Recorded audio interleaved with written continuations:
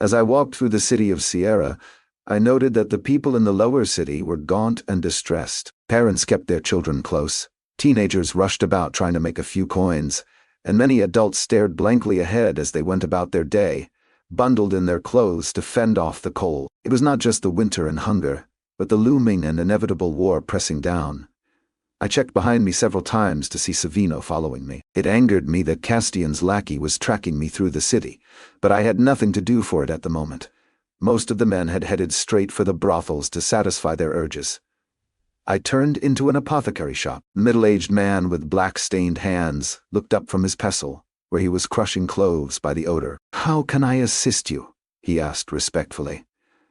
"I have a list of a few things I hope you have. Purified vinegar, powdered lilac stamens, and birch tree ash."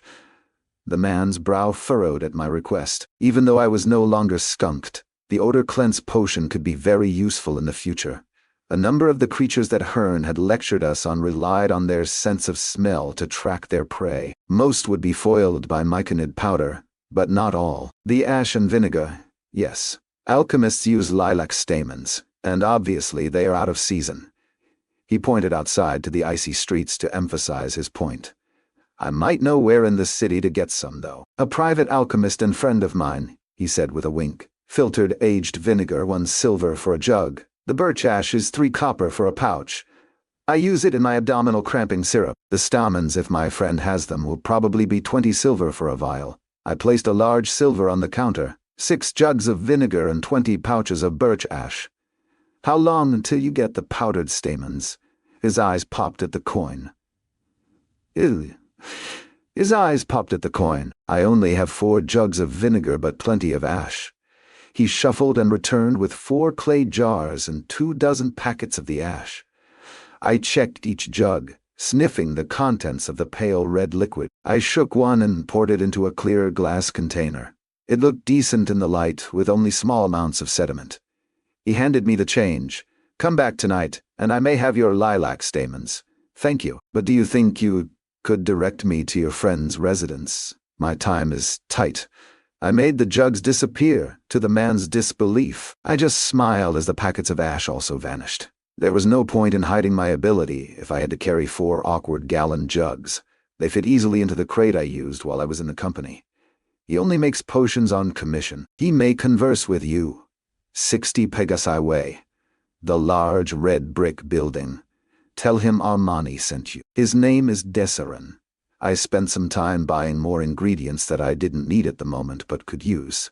It was to give the apothecary some added business for the hard times. Apothecaries didn't have the ether control to infuse potions, so their products were mundane in nature. When I left the apothecary, Savino was shopping across the street in a pottery shop. He was terrible at following me, but I supposed he would soon be trained to be better. I turned, ignoring him, and headed to my next stop, a cobbler. The cobbler was replacing the sole on some boots when I entered. This was exactly the service I needed. He looked up but didn't say anything. "Do you mind if I look at your boots?" I stated. His eyebrow arched, and he nodded to the display. Boots were rare in the Empire, and were only common for riding and in the Legion. This shop was in the middle of the city and had a dozen pairs, but only a few looked to be close to my size. I knew it was a long shot, as I ran my hand across them using my Earth Speak spell form, looking for something that resonated with it. Only the smallest pair of used boots resonated with my spell form.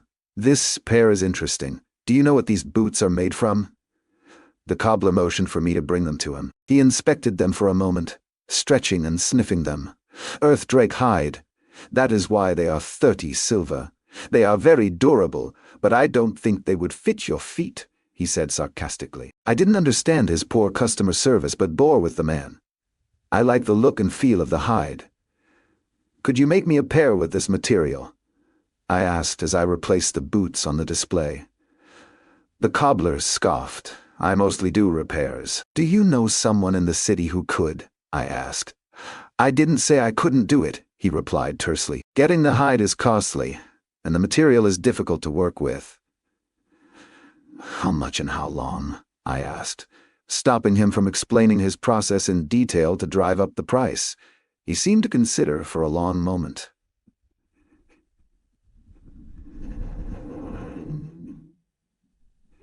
He seemed to consider for a long moment. "A gold and 5 silver if I can get the hide."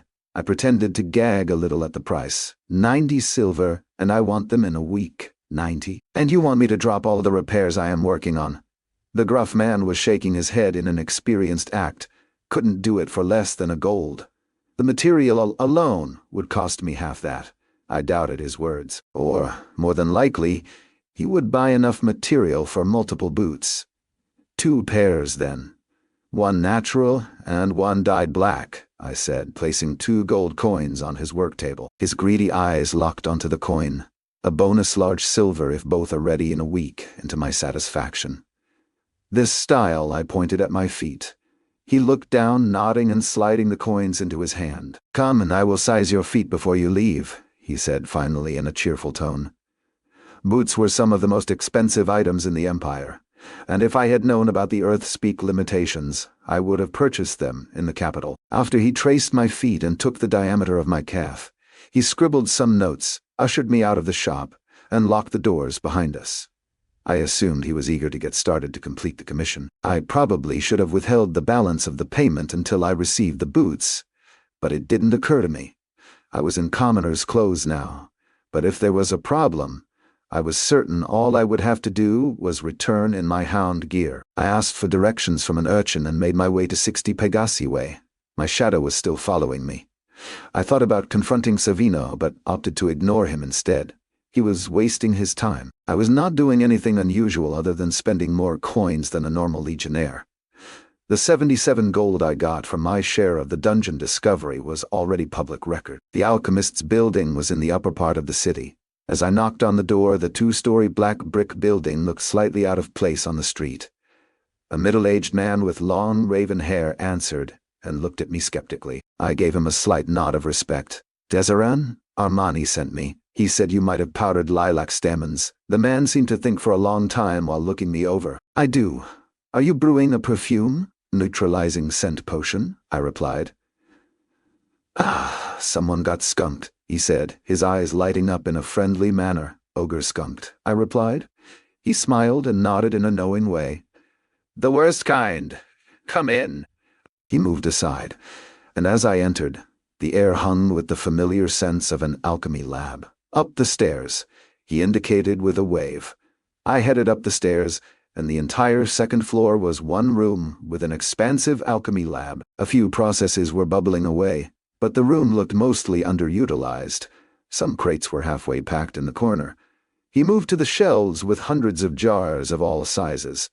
I moved over to another shelf of alchemy books. "I already packed it, so give me a minute," the alchemist said as he started unpacking a crate. "Are you moving?" I asked, inspecting the titles. I immediately noticed most of the alchemy books were in Elvish. "Unfortunately, yes. Haven't decided where to yet, but probably south," he answered as he stacked items on the floor. Searching the crate, "Did you know it takes an entire bush just to get 1 vial of these stamen? At least they are viable for over a year if stored properly?" No, I didn't. "How much for the powdered stamens?" I asked, pulling an Elven book on alchemy basics.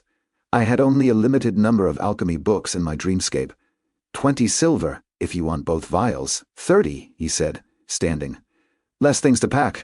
"Less things to pack." He brushed his long hair aside, and the distinctive pointed ears of the elves showed. "You are an elf?" I asked, confused. "Half-elf, actually," he replied curtly. I didn't want to jeopardize the sale, but I had to ask. "You are the first half-elf I have met."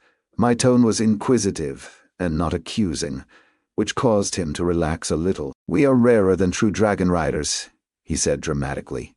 Even though I hadn't inquired about his life story, he explained anyway. "My mother was held prisoner by Duke Blandus for many years. Although my father said he didn't rape my mother, I have my suspicions. She disappeared shortly after I was born due to her shame at birthing a half-breed.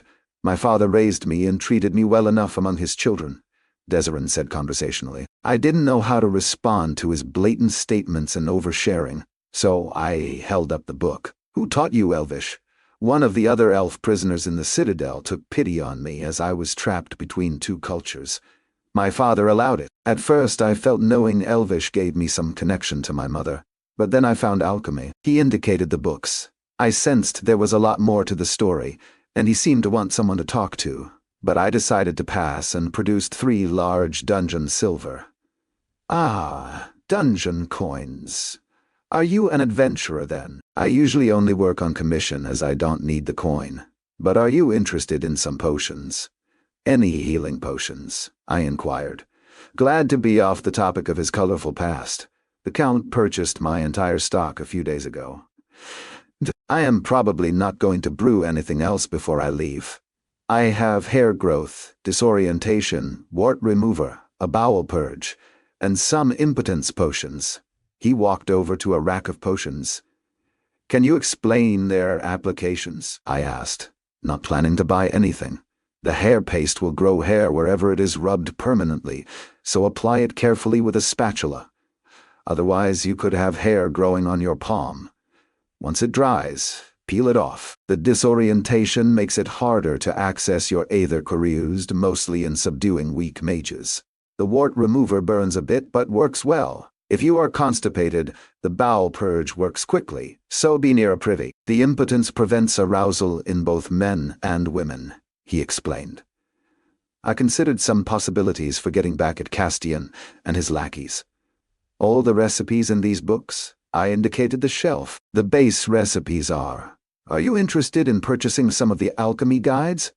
I am not planning on taking them all with not enough space, he said, moving to the shelf. I left Azarin's house with 6 basic alchemy tomes and a handful of his interesting brews in my dimensional space.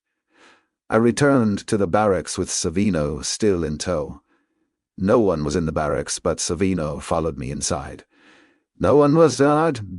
Savino followed me inside. Did you have a good walk through the city? I asked him casually. He grunted as he crashed onto his bunk, exhausted from watching me all day, presumably. I checked my pack for tampering, and it looked secure. The only valuable item inside was the summoner's belt, which was still there, curled in the bottom. All 6 pouches were empty, but I still hadn't figured out what it did after inspecting it numerous times. Maybe I should have asked Zaina before I left. As if summoned by my thoughts of the fire mage, Constantine came into the room. Good, you are back. A message from Chancellor Zaina has arrived for you. He handed me a folded letter, and Savino sat up interested. I was certain Constantine had already read the message as I unfolded it. It must be urgent if she had not waited to use the anchorstone Constantine had recently given me. Hound Eric, I do not have good news for you. I regret to inform you that the acquisition you requested has not been completed. The device's owner has decided to keep it, as the Emperor has called him back into service as I prophesied. He has also used your funds to pay his debts, and I am having trouble reclaiming the coin, but I will do so in time. It may take a while before I can find another party to purchase the artifact you wanted, as they have become valuable commodities with events unfolding.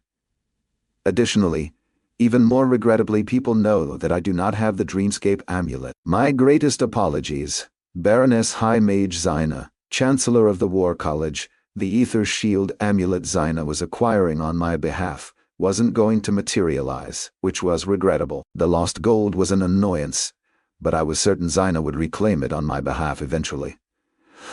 The warning about the amulet was welcome. If my enemies thought I might have it, I would need to be even more on guard. Constantine shared even more troubling news. This isn't the only bad news, Eric. The Barteradians are gathering at the border for an early spring offensive.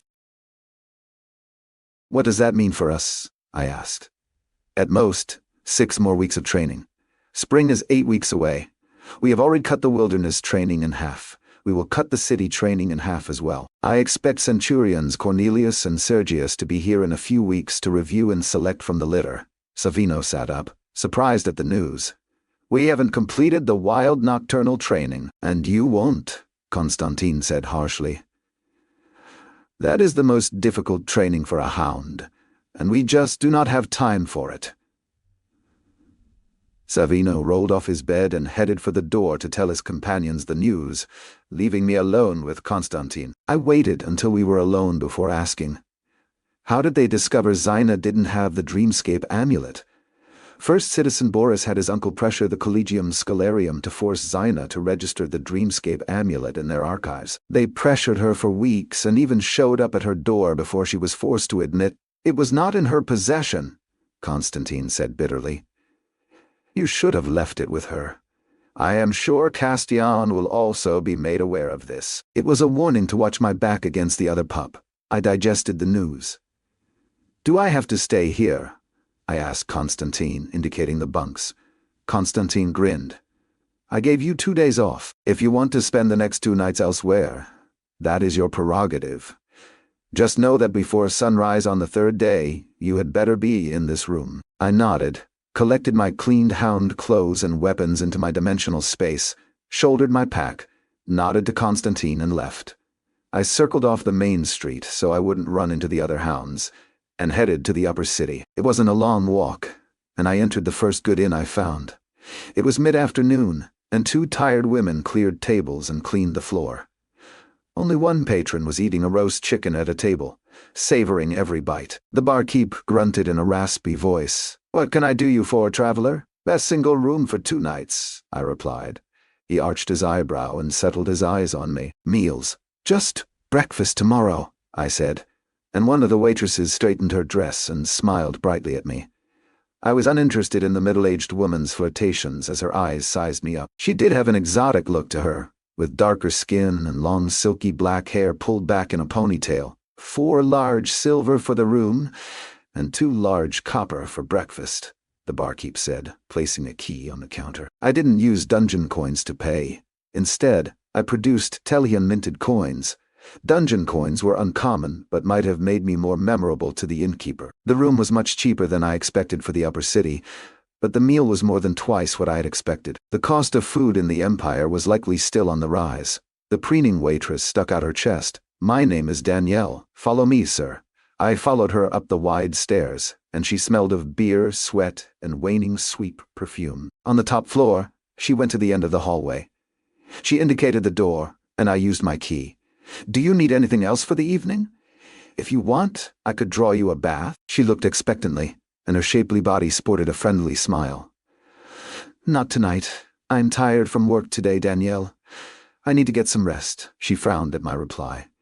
I guess I shouldn't have been surprised. This wasn't a brothel, but from the low activity level in the city, I assumed that coin was tight and extra income was being sought by whatever means available. I will check on you at first light to empty your pan, she finally said, leaving reluctantly. After Danielle left, I secured the door and window. The room smelled slightly off, like clothes that had been in storage for years. The room had a large bed with deep blue wool blankets and 1 massive closet for clothes. A small bathroom had a large tub with 2 large buckets for filling it. 2 full water pitchers were in front of a mirror, and the bedpan rested under the toilet. After searching the room, I pulled the curtains and pulled out the Elven tablet reader. I was curious about what all the essences and weeks of hound training had gained me. I was quick about it, activating the tablet, reading it, and returning it to the dimensional space. Physical attributes include strength, with a value of 62 out of 82, dexterity, with a value of 63 out of 75, endurance, with a value of 76 out of 98.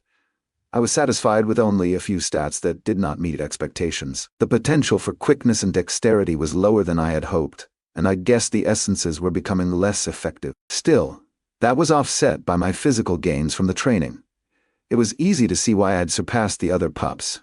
A score of 50 was considered exceptional in the Legion. Generally, the men of the company didn't talk about their tablet reader results, but the few times they did, the highest attribute mentioned was a 62.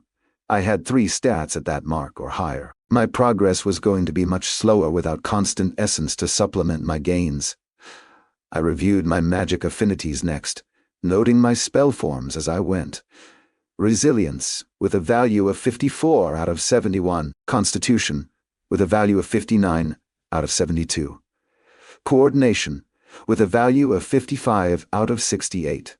Fortitude, with a value of 60 out of 90. Mental attributes include intellect, with a value of 35 out of 56. Reasoning, with a value of 51 out of 61. Perception, with a value of 56 out of 62. Insight, with a value of 37 out of 52. Empathy, with a value of 19 out of 24. Magical attributes include Aether Pool, with a value of 24 out of 26. Channeling, with a value of 36 out of 61. Either shaping, with a value of 8 out of 8. Aether tolerance, with a value of 50 out of 56. Ether resistance, with a value of 15 out of 19. Either affinities include prime aether affinity, space, minor aether affinity, time. I was satisfied with only a few stats that did not meet expectations. The potential for quickness and dexterity was lower than I had hoped, and I guessed the essences were becoming less effective. Still, that was offset by my physical gains from the training. It was easy to see why I had surpassed the other pups. A score of 50 was considered exceptional in the Legion.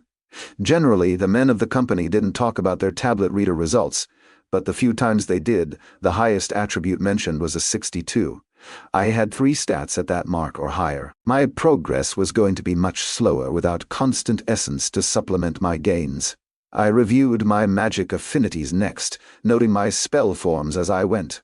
Elemental magics, which are common, include fire with a value of 0, air with a value of 0, water with a value of 0, earth with a value of 38, earth speak, lightning, also known as energy, with a value of 8, spirit, also known as healing, with a value of 23, self-healing, nature, also known as plant, with a value of 0.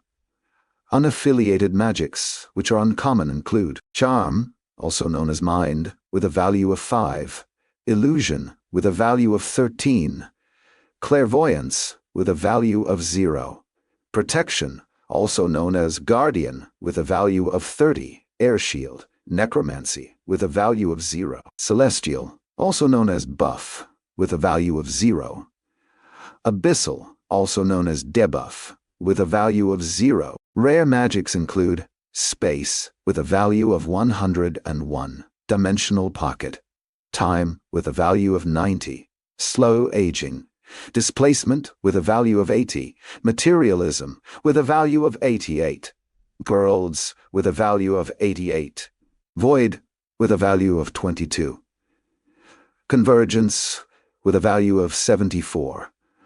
All those displacement essences had increased my affinity to 80. Still, I lacked the ether to utilize the spell forms I wanted. I also had not found any spell forms for the world affinity. My purpose in renting this room was to finish imprinting Purify Self. I took more precautions in case I was disturbed while in the dreamscape. I attached the amulet to a string in the door, so it would be pulled from my grasp if the door was opened. I laid out Magebane and Orc's Torment within reach, and finished by wedging blocks into the window. Satisfied, I entered the dreamscape in brief 2-hour stints to study the spell form. I always added books to the library before beginning my study session. I knew I was close to finishing the spell form, and silenced my manifestations in the dreamscape with the exception of Oscar, who happily sat in my lap while I studied. On my 3rd cycle into the dreamscape, I felt the spell form lock into place on my core. Relieved, I reviewed how to use the spell form before returning to the real world. I stored the amulet and focused. The Purify Self spell form was going to synergize well with my self-healing spell form. I could use self-healing to identify foreign matter and then target it. I started with the tiny tip of an arrow that had broken off from the Pathfinder encounter. I channeled the ether through the spell form, directing it to the metal chip. It vanished using a modicum of aether. Purify Self was meant to eliminate disease and poison, but it could also target larger objects, though I would have to be careful with larger volumes. From the text, it was important to do this purge slowly.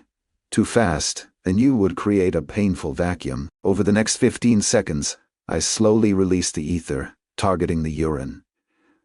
I felt some cramps for a few moments, and then I was fine. It had required nearly half of my ether pool, which was distressing. It was a success, but not something that I planned to do often. I retrieved the vial of hound paralytic poison next. This could be administered via the blood or consumed. I dipped my finger, lay down, and sucked. The bitter-tasting poison acted quickly as I felt its ether-enhanced effects spread through my body, my muscles no longer responding, and my body relaxed into the soft bed. I pulsed ether through the spell form. It took a few seconds, but I regained complete control over my body. I realized my haste to use the spell form indiscriminately had purged other dangerous elements like viruses, toxins, and bacteria in my body that I hadn't targeted specifically. I kept dosing myself with the poison to fine-tune my use of the spell form. As I experimented, I got better at focusing the spell form. It would always take a few seconds to purge the specific poison unless I just purged my entire body at once with a heavy dose of either. That would be dangerous as it would recognize my bowels and bladder in the purge, creating the vacuum effect. Still, I was happy with the spell form. I wouldn't have to fear disease or poison in the future. I sat up a little dizzy from expending so much of my aether. I pulled a warm burrito into my hand to munch on. I decided to repack my hound pack as I didn't feel the need for sleep. I laid everything on the bed, went through each separate kit, and packed them tightly before adding the heaviest items first. When I got to the summoner's belt, I didn't know what I should do with it. Remembering the backlash, either this item or the robe I had given Zyna had some type of dimensional storage. I steadied myself and tried cautiously to add just the belt to my dimensional space. The belt slammed into the far wall with a loud whack, and my mind spun from the backlash. I fell on the bed, letting my head clear, and waited for the inevitable knock on my door. The knock never came as I sipped cold blood orange juice. Maybe there was no one else in the inn, or they thought I had just fallen and didn't care to come check on me. At least I was certain the belt was a dimensional object. The question was, how did it work? All the pouches were empty when I had searched them. Was there a command word? If that was the case, maybe a revelation scroll would reveal it. It didn't quite match my hound belt, but the coloring was not too off. The summoner's belt was definitely made of a softer, worked leather. I stood with a migraine and tried the belt on, fastening it. I looked in the mirror and thought it didn't look too bad. I tried to put some coins in the pouch on the left hip, but my hand kept going. I heard the coin clatter against some glass. It was a neat magic trick in the mirror as the depth of half my forearm disappeared into the pouch. I felt around and guessed the space was about a cubic foot. I retrieved one of the vials, and it was a potion. Reading the Elvish script, it was a stamina potion. I took off the belt and tried to get another potion. Nothing. The compartment was empty and shallow again. So, all this time, all I needed to do was be wearing the belt. I wanted to kick myself for not thinking of it sooner. I decided to empty the belt on the bed after clearing away my hound gear. Placing the belt back on, I emptied the potions. 13 total. When I moved to the next pouch, it was full of spoiled vegetables. Yellow carrots and something that looked like limes. They were all soft, and I guess the summoner had collected them in the dungeon. It told me the pouches were inferior to my own space and that they didn't arrest time, which meant some of the potions may have spoiled as well. It had been 3 months since I clashed with the summoner. The third pouch was stuffed with a cooking kit, thermal stone, spices, and 4 glowstones. Excited, I started pulling out different bones from the fourth pouch. My best guess was that these bones were from various creatures the summoner used in his ritual magic. That was reinforced when the fifth pouch had dozens of bags of different powders, and I had no idea what creatures they belonged to. The last pouch had a dozen handwritten notebooks. They were all in Elvish, and the summoner's handwriting left something to be desired. The bottom of this pouch had a lot of dungeon coins, all large silver. The summoner had obviously broken a few reward chests during his time, but where were the magic items? I searched each pouch again in futility. The mess on the bed was extreme, and I couldn't believe this belt had held so much. It had 6 cubic feet of storage and did not add any weight to the belt, still vastly inferior to my own dimensional space but useful. I was quickly frustrated as all the Elvish healing potions had expired a month ago. 3 stamina potions seemed viable, and there was 1 greater dungeon healing potion in the mix that would never expire and proved the summoner earned one of the reward chests. I started packing everything up and sending it all to my dimensional space. I decided to start wearing the summoner's belt in place of my hound belt, but I would need to line the bottom with something so it didn't look like my arm was disappearing whenever I grabbed something.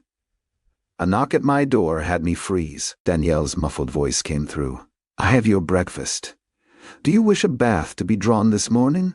The cooks are heating water now, and I have scented soaps." I considered her offer, and then looked at the mess on the bed. "No, thank you. You can leave it on the floor. I will collect it when I am ready to eat," I said. I heard her shuffle her feet and the tray tapped the floor. After she walked away, I brought it inside. I munched on the loaf, hard-boiled eggs, and jams as I packed my new utility belt. Unfortunately, the jade chalice that turned water to elven ambrosia did not fit in the belt.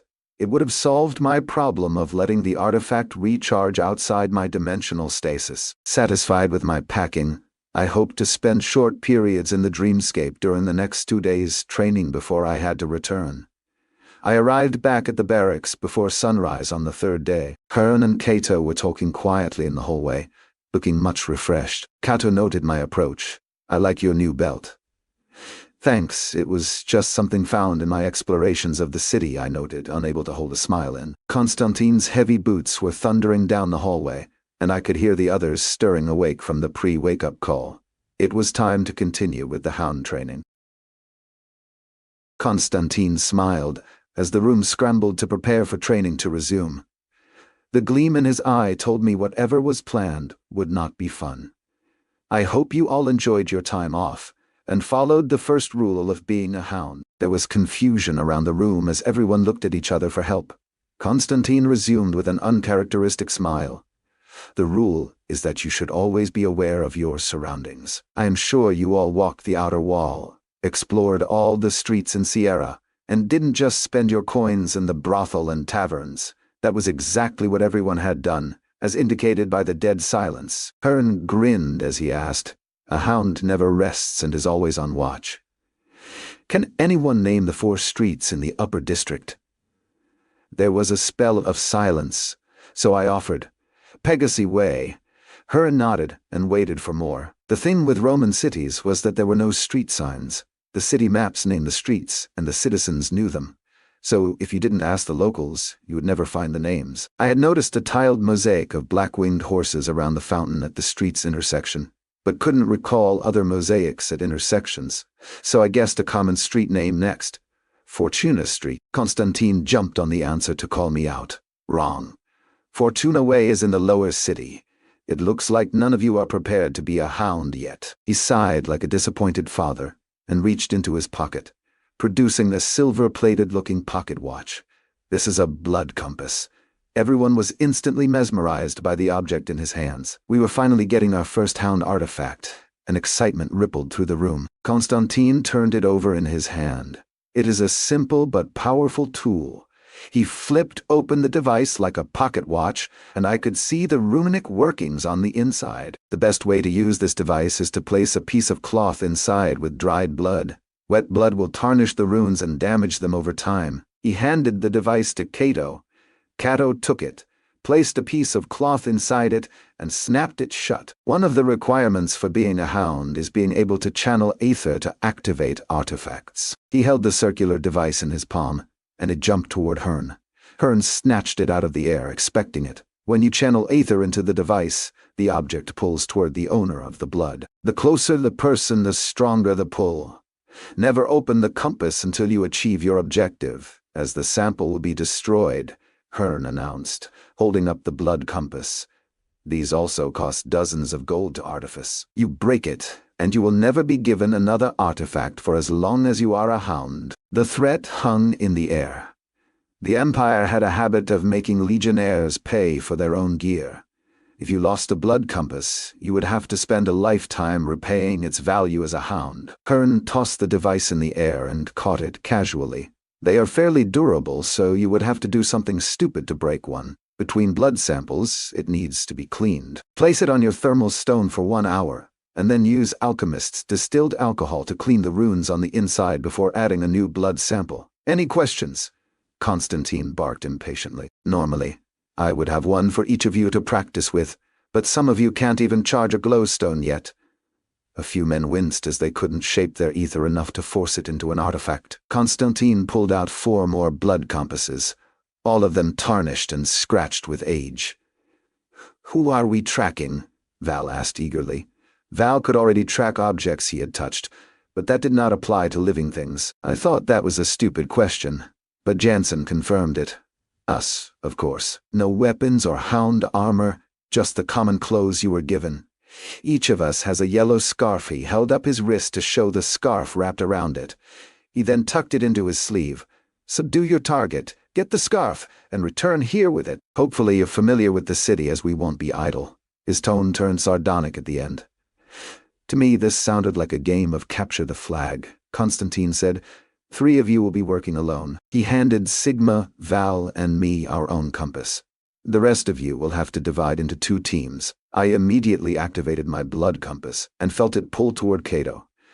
This was a surprise, as I had been certain mine would have been Constantine. Cato just winked in anticipation at my surprise. Cato was an expert at survival in both the wild and city. Constantine continued as everyone got anxious to start. "The city guards are aware we are training in the city. They, however, are free to detain you if you act suspiciously or assault your targets in the open," Castian arrogantly said. "We are above the city guards. Why can't we just tell them to go fuck their ogre of a mother?" Constantine shook his head and sighed, clearly expecting the question. "When a hound operates in the city, no one knows they are there. You will eventually be tasked to locate shapeshifters, follow suspected spies, and watch others who may pose a danger to the Empire. We are trying to squeeze 3 months of city training into 1 month. How you do today will help us determine what we must focus on for the little time we have." That silenced everyone. 2 others were smart enough to activate their compasses before the hounds started leaving. The last hound, David, turned over a small hourglass. "Wait 15 minutes, and then you are free to start." I noticed the pompous Castian had taken the blood compass and selected his group members from the remaining pups, leaving the other group to fend for themselves with an unbalanced group. Castian's party started leaving after 5 minutes, the hourglass not even half gone. Sigma tried to stop him. "There is still some time left. They are not going to know," Castian said haughtily, leading his group out. "Was the man an idiot? Was the man an idiot?" Of course, Constantine would know. The other group reluctantly followed the first, leaving just Sigma, Val, and me. We all stared at each other in silence and waited until the last grain of sand fell before racing out the door. I slowed to a walk in the street as I felt out the blood compass and swore. The fucking thing was oscillating in 2 directions. Was he tricking the artifact? Or did this mean you could leave blood behind to fool it? I chose a random direction and started walking, acting as casually as I could while scanning the streets. Cato had been wearing a heavy tan jacket, deep blue leggings, and black boots. The intensity of the 2 different signals didn't change for 2 blocks. Then, one finally started to overpower the other, taking me toward the city's eastern gate. It was clear the bastard Cato had left the city as I approached. Or was this the false trail? The other signal was in the direction of the citadel in the upper city. I stopped and thought, WWC, what would Cato do? Castian and his group were arguing with the gate guards ahead of me, probably following their compass out of the city. I immediately spun and changed my direction. 10 minutes was not enough time to put a decoy outside the walls. He must have given it to whichever hound Castian's group was tracking, which I suspected was Constantine. As the signal faded behind me, the pull got stronger in the other direction. I just hoped I had guessed right. I scanned the crowd and saw Val race across the intersection ahead of me. 2 constable guards were running after him, but he would easily evade them. It was probably some deliberate setup by his hound target. I guess from all this activity that during our 2 days off, the hounds had been eagerly planning for this. My compass pulled me to a villa, a block from the citadel, with 2 guards out front. I continued walking past and swore. This was not so much about chasing down, but locating the hounds in places we shouldn't be going. I guess I should be happy it was a villa, and not the sewers. Not that Sierra had sewers, to my knowledge. The villa shared an 8-foot wall with the adjacent villa that had no guards. It actually looked abandoned, with peeling paint and cracked stucco. The streets only had a few people this early in the morning. After confirming no city guards were among them, I moved into an alcove in the wall and used an air shield to create a step and get over the wall quickly. I landed heavily in overgrown bushes. The small gardens had not been tended in some time, and were a tangled maze of tripping hazards as I moved deeper through the brush toward my target. The compass pull grew stronger, confirming that Cato was indeed in the nearby villa. I utilized an air shield as a platform to climb over the wall. The villa gardens were bare of leaves from winter, yet the paths were well maintained. In the corner stood a small building that would provide cover if I leaped over the wall. I moved along the wall and climbed up, landing behind the structure. It seemed like some type of open-air building for worship or meditation, featuring an altar with a brazier. The villa doors were 50 feet away, and I played with the compass, trying to get a vector on Cato's location. It was pulling to the right and slightly up. So, he was at the front of the villa on the second floor. I admit the blood compass was useful once you got used to deciphering its pulls. I didn't see anyone through the minimal windows and considered my entry. I could use air shields and make my way up to a balcony in front of me or in the back. I scanned the villa multiple times before racing across the barren gardens and using 3 air shields to reach the villa's balcony in 3 quick stepping leaps. I crouched on the marble-tiled balcony and listened for an alarm. Doing this in daylight seemed reckless, and we actually had not been given a deadline too late now. I tried the door, and it was unlocked. The hinges glided without a sound as I slipped inside and closed the door silently. Being here made me rethink everything. I had rushed in and broken into a noble's home. What if this was the decoy signal, and it was all a setup? The rooms were dark as glass was a luxury item, and the windows were shuttered for the winter. I cracked the hallway door and listened. Some muffled conversation from the first floor. This second floor was currently not heated, so the owners may remain below during the day. The pull of the compass was much stronger, almost as strong as when I confirmed that Cato was my target. My heart raced as I crept down the hall like a cat, and paused just before a thin string pulled a vase over. I felt the slight tension and caught the vase. This simple trap reassured me, and I knew Cato was here. I was no longer breaking into a random noble house but tracking Cato. I cut the string with my dimensional space, replaced the vase, and crept forward, looking for more traps. There was only one door at the end of the hallway where I was being led. I checked the compass one last time at the door, and the artifact wanted to jump from my grasp. I gave myself 3 choices: rush in and tackle Cato to get the yellow scarf, try to sneak in and surprise him, or knock. I thought it out, and decided the door was most likely trapped. I decided to knock, and in my best fabricated voice said, "I have water for you." A chair's scraping sounded as a man walked toward the door. "I don't need it, but thank you." A bolt was released on the door, and it cracked open. Fuck. Cato tried to slam and lock the door, but I shouldered it as soon as he saw me. He stumbled back as I took in the room. It was a simple sitting room with a good view of the street. He had been sitting in a chair away from a rare glass window. We faced each other, both tense and waiting for the other to move.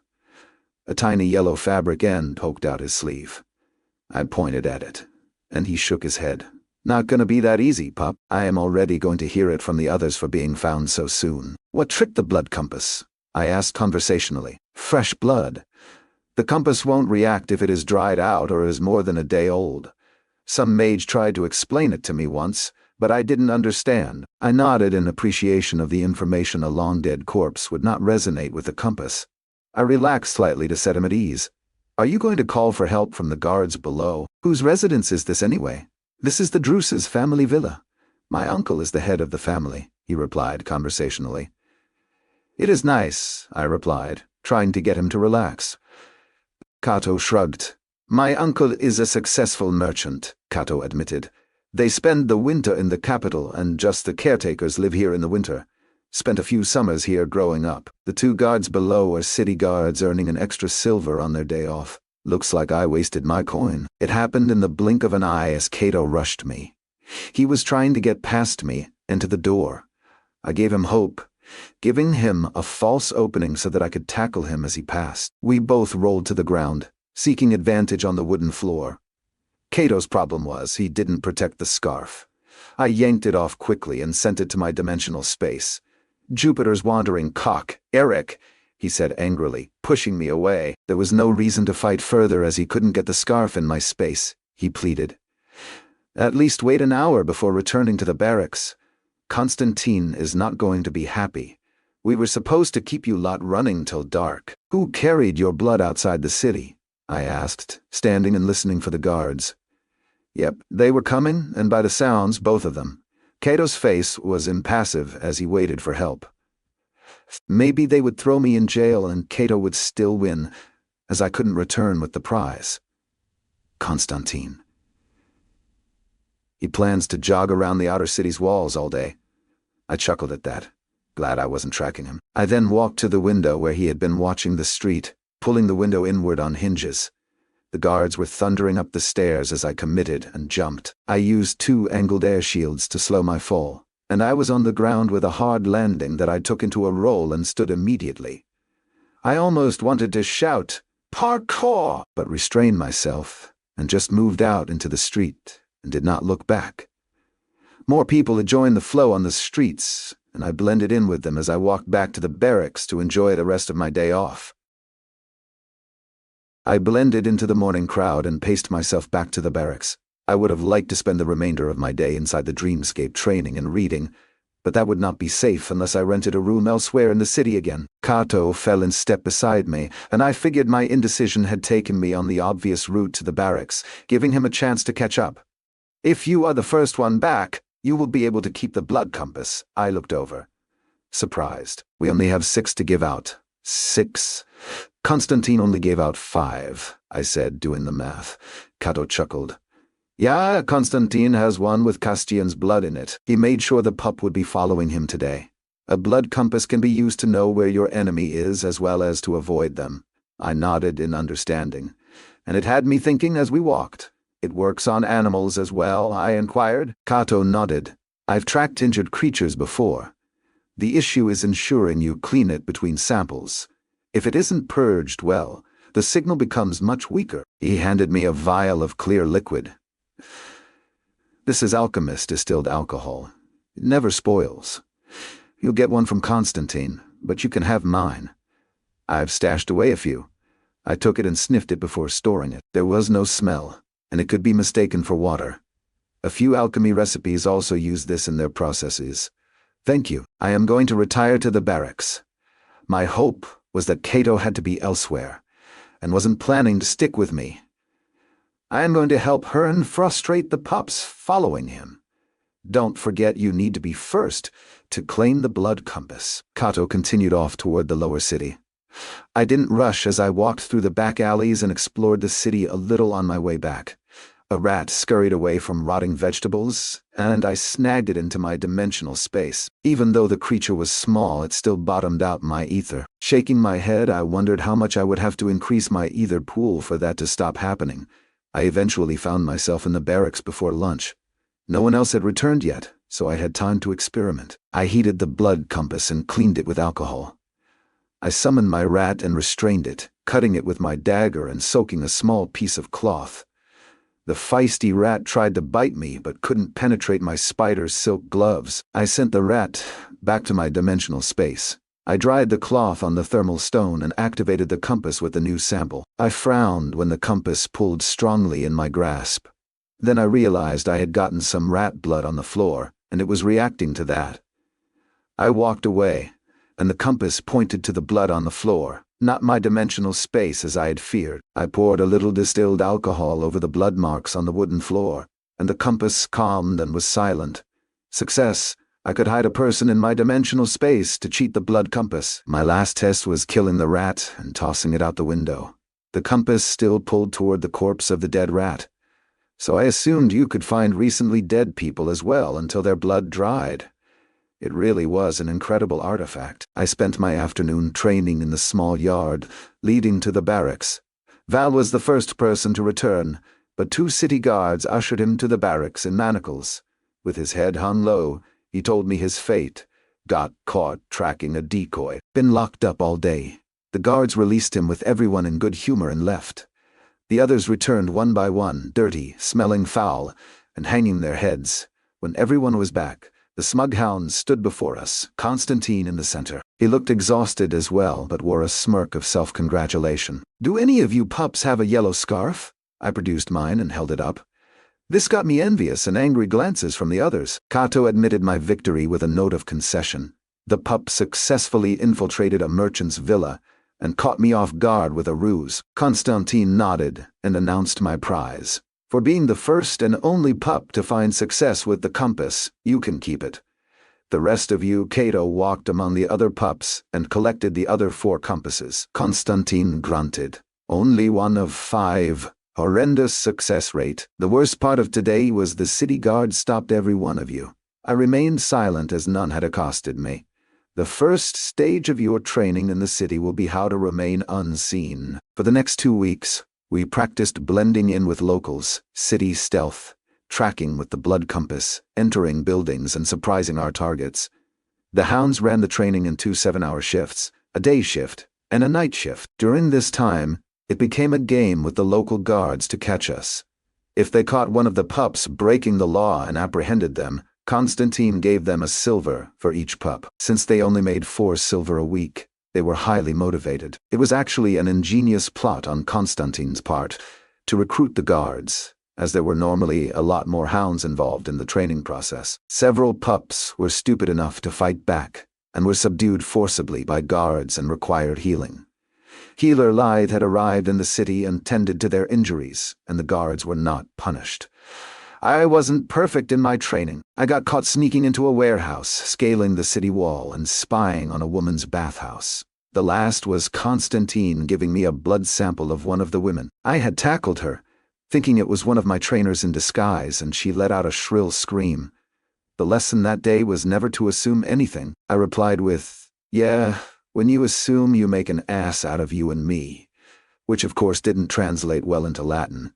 It also didn't help that the hounds and city guards always knew we were coming, putting us at a huge disadvantage. It helped us learn the craft of disguise for ourselves, using clothes that could be turned inside out, simple charcoal makeup, interchangeable hats, and even wigs. Bacchus took the best to disguising himself, and even went as far as to have a quick change into a believable old woman. His spell form allowed him to leave behind an image of himself, so he honed his skill by changing his appearance, creating an image, and then changing again. Huron also continued creature lessons, focusing on those that frequently infiltrated cities. The things that went bump in the night could also devour you in seconds. Thankfully, I didn't need much sleep, because the few hours that I did get were filled with nightmares from the lessons. After 2 more weeks, we moved on to skills that could only be described as assassination training under the guise of killing your enemy before they can react. It was, of course, turned into a game as Constantine had 6 pairs of hound's boots to hand out for the best of us. These hound boots required the wearer to be able to channel aether into the feet to activate them. The boots eliminated all sound in a small radius, but only the right boot had the runic workings in it to save coin for the Empire. 2 of the pups who won the right to boots couldn't channel their ether effectively, so Constantine awarded them to others who could. We were all exhausted from the endless training, and the only reprieve was that we were given a silver a day to purchase our own food in the city. When I was alone, I was always on guard against Castian and his lackeys. From their whispered huddles and side-eyed looks, I could tell they were plotting something against me. I always used my single silver coin at the same 2 vendors in the lower city, the 2 frail old women who looked after orphans and abandoned babies. From my understanding of our brief conversations, they had nearly 20 children in their care. I would always order something small, such as a baked cracker with melted cheese for a copper, pay with the allotted silver, and then tell them to keep the change. At first, they didn't understand the phrase, so I had to explain it. The 2 old women, Cantina and Acelia, had lost their husbands to the army a long time ago. They were cousins and moved in together to support their 6 children together. When their children grew up, they began an orphanage, taking in abandoned and unwanted children. The Telian culture valued women less than men, unless the woman had a strong enough magic affinity. So, most of the children the women looked after were young girls. Most of what the old women received to care for the children was donated by their grown children who still lived in the city. It was barely enough to survive, and it was clear they were stretched to support themselves by the thin children who hovered around their cart all day. I figured the silver a day could feed 20 mouths. In return for my generosity, the children were willing to act as my agents in the lower city, giving me tours and letting me know when the hounds or other pups passed. I always slipped them a copper for good information, and they were eager to help. I was walking with a limp, using a heavy cane, and had a ragged cloak pulled tightly around me as I made my way down the street in the lower city. My blood compass was concealed, and today I was tracking Moxie. He was fairly terrible at hiding, as he liked to find one spot and rarely moved from it. Since we had been allowed to use our spell forms, he always attacked with his lightning dart spell form when found and then ran. The compass led me to an abandoned hovel. As I passed, I activated my speak spell form. I had received both pairs of new boots from the cobbler. They worked well after I cut a hole in my socks around the big toe. I had scuffed up one pair to make them look worn and aged, and the other pair of earth drake hide boots were in my dimensional space. The boots were extremely comfortable, and he had done an exceptional job with sizing the boots and breaking in the leather. I examined the feedback from the spell form as I walked, pulsing it over and over as I went. Moxie and Casper were sitting together at a table across from the only entrance to the room. That meant Gaius should be showing up soon, as he was tasked with tracking Casper. I turned into the narrow alley and went to the back of the building they were hiding in. The back door was nailed shut, and they assumed they were safe. With my dimensional space, I focused and cut each nail, one at a time, listening intently to see if I alerted them. There was only a muffled conversation between the two quarries on the inside that I could barely make out. "Can't believe I got Eric again.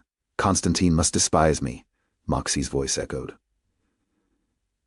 "Thanks for the help. Are you sure Gaius will wait until after we knock him out?" "Paid him 2 silver to wait till after the midday meal," Casper responded. Although no one had asked me, it was common for the Hound and Rabbit to agree to terms on the hunt in private, giving us some rest from the grueling schedule. I shook my head. If they just found their quarry quickly and got the yellow scarf, they could rest the remainder of the day. When all the nails were removed, I pulsed Earth speak again to confirm their locations. I got lucky as Casper got up to piss in the corner near my door. When he passed it, I shouldered it hard. It was slightly stuck from warping, and it gave him some warning. When it finally released from the frame, it slammed him to the ground. Casper rolled and pointed his hands at me. I pulled my cloak in front of me as the flames of his spell form washed over me. For all the impressiveness of his flames, he could only use them in short bursts, and the only real danger was to your eyes. If you squeezed them shut, you would lose your eyebrows and hair, but come out relatively unscathed. I tossed the cloak away and slammed my cane into his knee. "Giant's piss, Eric!" Casper wailed in pain as I shattered his kneecap. He had just tried to roast me and was complaining. A bolt of energy slammed into my hip. The electric charge expelled into my body, weakening my knees. I always hated getting hit by this spell form. Not only did it burn your clothes, but it also spasmed and locked your muscles. I did a better job than others in recovering quickly from the shock, but it had to do with my constitution, and not my ability to heal myself. I raised the cane to strike Casper again, and he yelled, "Yield!" That was the signal the prey would be compliant. I couldn't blame him for the quick surrender, as I was not known for being merciful. A second bolt of energy slammed into me, and my heart raced awkwardly from the strike. With 2 fist-sized burn marks, these clothes were ruined. Moxie was standing with his blade drawn. He only had enough either for 2 bolts, so I waited until I felt in complete control of my body before having a stiletto appear in my hand. I could read Moxie's eyes. He knew I was a better fighter than him, and he was deciding if he wanted to put up a fight, get injured, and then healed. He tossed his weapon on the floor and gave me a conciliatory yield, in a meek voice. I took both yellow scarves as I wasn't going to give Gaius a chance to collect his from Casper. Casper took his lesser healing potion, and the two decided where to get lunch. There would be some punishment tonight from Constantine for failing, but for now they could at least enjoy the day. I exited the back of the building, after checking with an earth pulse for an ambush. Constantine never played fair, and every once in a while, one of the hunters was also prey, so you needed to be aware of both hunting and being hunted. To their surprise, I paused by the 2 old women to hand off the charred cloak and purchase a second cracker today. I felt I should be doing more, but Hearn warned me that giving them too much silver would only make them targets. I made my way back to the barracks, thinking I would get in some spear practice later. Another week passed as we all made progress in city training. I always operated independently, mostly because I didn't play well with others, by Constantine's plan. One eventful hunt required me to retrieve a blood sample outside the city, while being hunted by Castian, Gaius, Moxie, Val, and Savino. I didn't like having to offer up a blood sample to them for the hunt, but I didn't have a choice. As I left the city gates, I activated my compass and swore. I had learned to judge distance by the pull of the compass over the last few weeks, and this pull was very faint, much fainter than the longest distance I had tracked before of 3 miles. I was guessing it was at least twice that distance. It was an unusually humid and sunny day for so early in spring. As I jogged into the dense woods, I decided to retrieve my blood sample, hunt the hounds, and destroy my sample in their compass. When I judged myself halfway to the target, I paused to drink from my canteen and my small hound pack. Immediately, a familiar feeling spread through me as my muscles relaxed, and I lost control. I stumbled a few steps and did my best to brace for my fall, anger welling within me. I had filled the canteen myself, but someone had spiked it with our hound paralytica, lot of our paralytic arrow poison. It only took seconds before I was picking myself off the ground, purifying myself from the poison. Was this Castian making his move to obtain the Dreamscape amulet? His time was running out as it felt like the training was coming to a close soon. The only way he could retrieve the Dreamscape amulet from me was if he killed me. Or this could be Constantine testing me. No, he wouldn't do that as he didn't know I had a spell form that could deal with poison. At least I didn't think Constantine would put me in unnecessary danger. I let my anger clear my head of revenge. I started running again, cutting my hand and leaving drops of blood deep inside trees. I zigzagged through the woodland, depositing blood in inaccessible locations, and making their blood compass useless. When I felt I had thoroughly confused my trail, I hid and awaited the pack of hounds following me. I should have had a 15-minute lead on them, and that was roughly how long it took before two of my pursuers appeared. Gaius and Val were jogging side by side. Val was clearly using his spell form to locate an object, and he must have anchored the spell to something on my person, probably the canteen, if this conspiracy was a group effort. I didn't see anyone following yet, so I decided to remove these two from the equation. Val's spell form didn't tell him how far away an object was, just the direction. So he was startled when I sprang from behind a rock. He didn't even have his weapon drawn when my fist impacted his nose, shattering the cartilage into a bloody mess. I heard Gaius draw his blade and curse at me from my right. I had already interposed an air shield. I punched Val twice more in rapid succession to make sure he was dazed and knocked out. Gaius was coming around the air shield, and I drew my own weapon. Panic welled in his eyes, as he could tell I was furious. A quick parry and a slash through the tendons on his forearm had him angrily spat. "What in Pluto's hell, Eric?" We typically didn't cause such severe injuries to each other. I ignored him and tackled him to the ground. I was soon forcing water from my canteen down his throat. By his panicked reaction, he knew the poison was in there. His body slackened, and I repeated the action on the unconscious Val. My canteen was still over half full, plenty for the other three. I hid the bodies and waited for the others. Castian appeared next, with Moxie screened out on the left and Savino on the right. I wasn't surprised to see that Castian was holding the blood compass. He considered himself superior to the others and their de facto leader. I let Castian approach the gully where I had rolled the bodies. As soon as he saw them, he became alert, his blonde hair whipping around as he searched for me. Moxie was closest to my position, and I actually liked the young soldier, so I was easy on him. But I still knocked him out before Castian and Savino could reach me. Castian was angry now. 3 members of his pack had been neutralized. I let the pair approach since no one had brought bows today. Otherwise, they would have probably attacked me from range. Castian put on his fabricated aristocratic smile. "It looks like you got the better of us today. Shall we just call it your victory?" I didn't trust him, and I had other ideas. "Open the blood compass," I stated flatly. He grimaced, but did as I asked, destroying my sample and making it impossible for him to track me with it. I tossed him my tainted canteen. "Drink this," I ordered. He caught the canteen with his free hand and made to drink it, but instead poured the contents on the ground. I shook my head, disappointed. "I guess you want to do this the hard way." Both men tensed for combat. Savino moved to my right to flank me, but I focused on Castian. He was good with a blade, but not a match for me with my spell forms, superior speed, strength, and skill. I quickly stabbed through his bicep of his dominant hand, forcing him to switch to his offhand, which he was terrible with. He was spitting curses at me the entire time, but I was apathetic.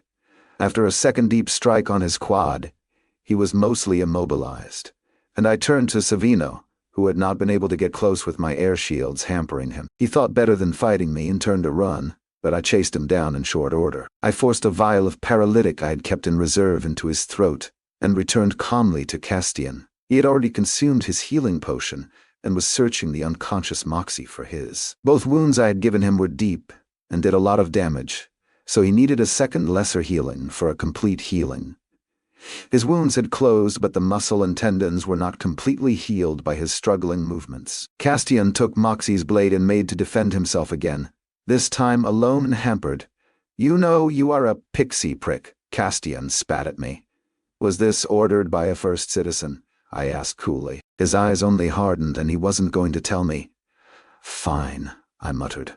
"I left all 5 pups in the same ditch with the paralyzing agent in their system. The dose was heavy, so I figured it would be 3 or 4 hours before they could move normally again.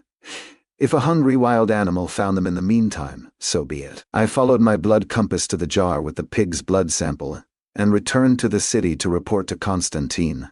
After explaining what had happened, I tossed Castian's blood compass on the table. Constantine was grinding his teeth in uncharacteristic anger. In a tight tone he spoke. "This is my fault. I didn't think they would be so bold. It is good that you didn't kill them.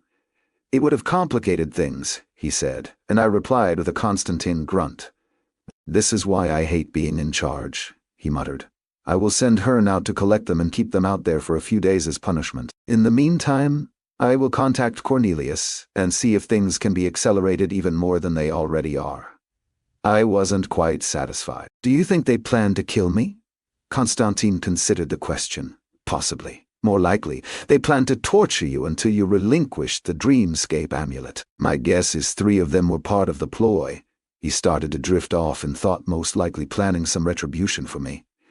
It felt wholly unsatisfying to me, but I trusted Constantine to dispense justice on my behalf. A few days later, after another rapid victory in the city, I stopped in for a victory cracker from the old women before returning to the barracks. Upon reaching the barracks, I froze. Centurion Cornelius was sitting at a table with another man, going through stacks of paper. The other man was much younger, with fine clothes, greasy dark brown hair, and a pot belly. He didn't look fit and ready for action like Cornelius. I assumed this must be Centurion Sergius, the commander responsible for the Western Hounds. "Which one is this?" the unfamiliar man asked with derision. I could already tell I was not going to like Centurion Sergius. Cornelius sifted through the papers.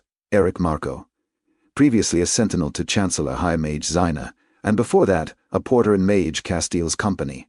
The unfit man took the sheet and narrowed his eyes as he read it. He started sucking his teeth loudly and annoyingly. He looked up. "How big is your box?"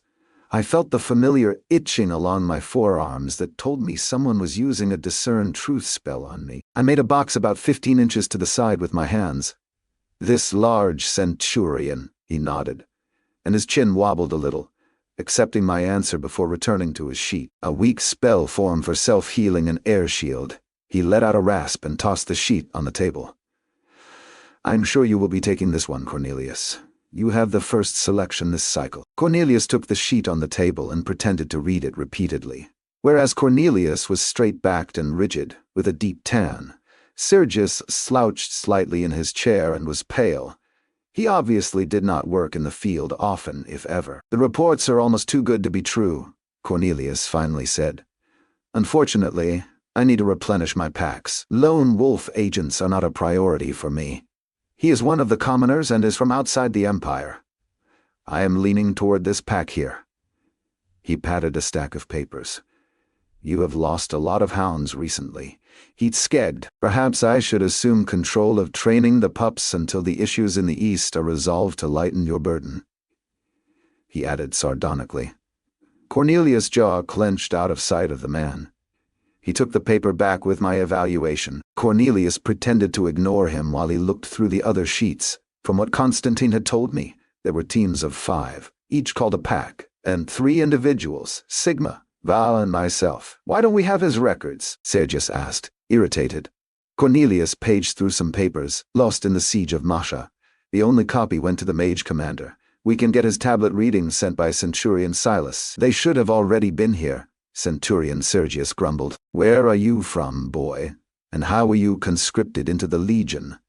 My arms tingled again as Sergius used the Truthseeker spell form on me. "I was traveling with a caravan from Singa.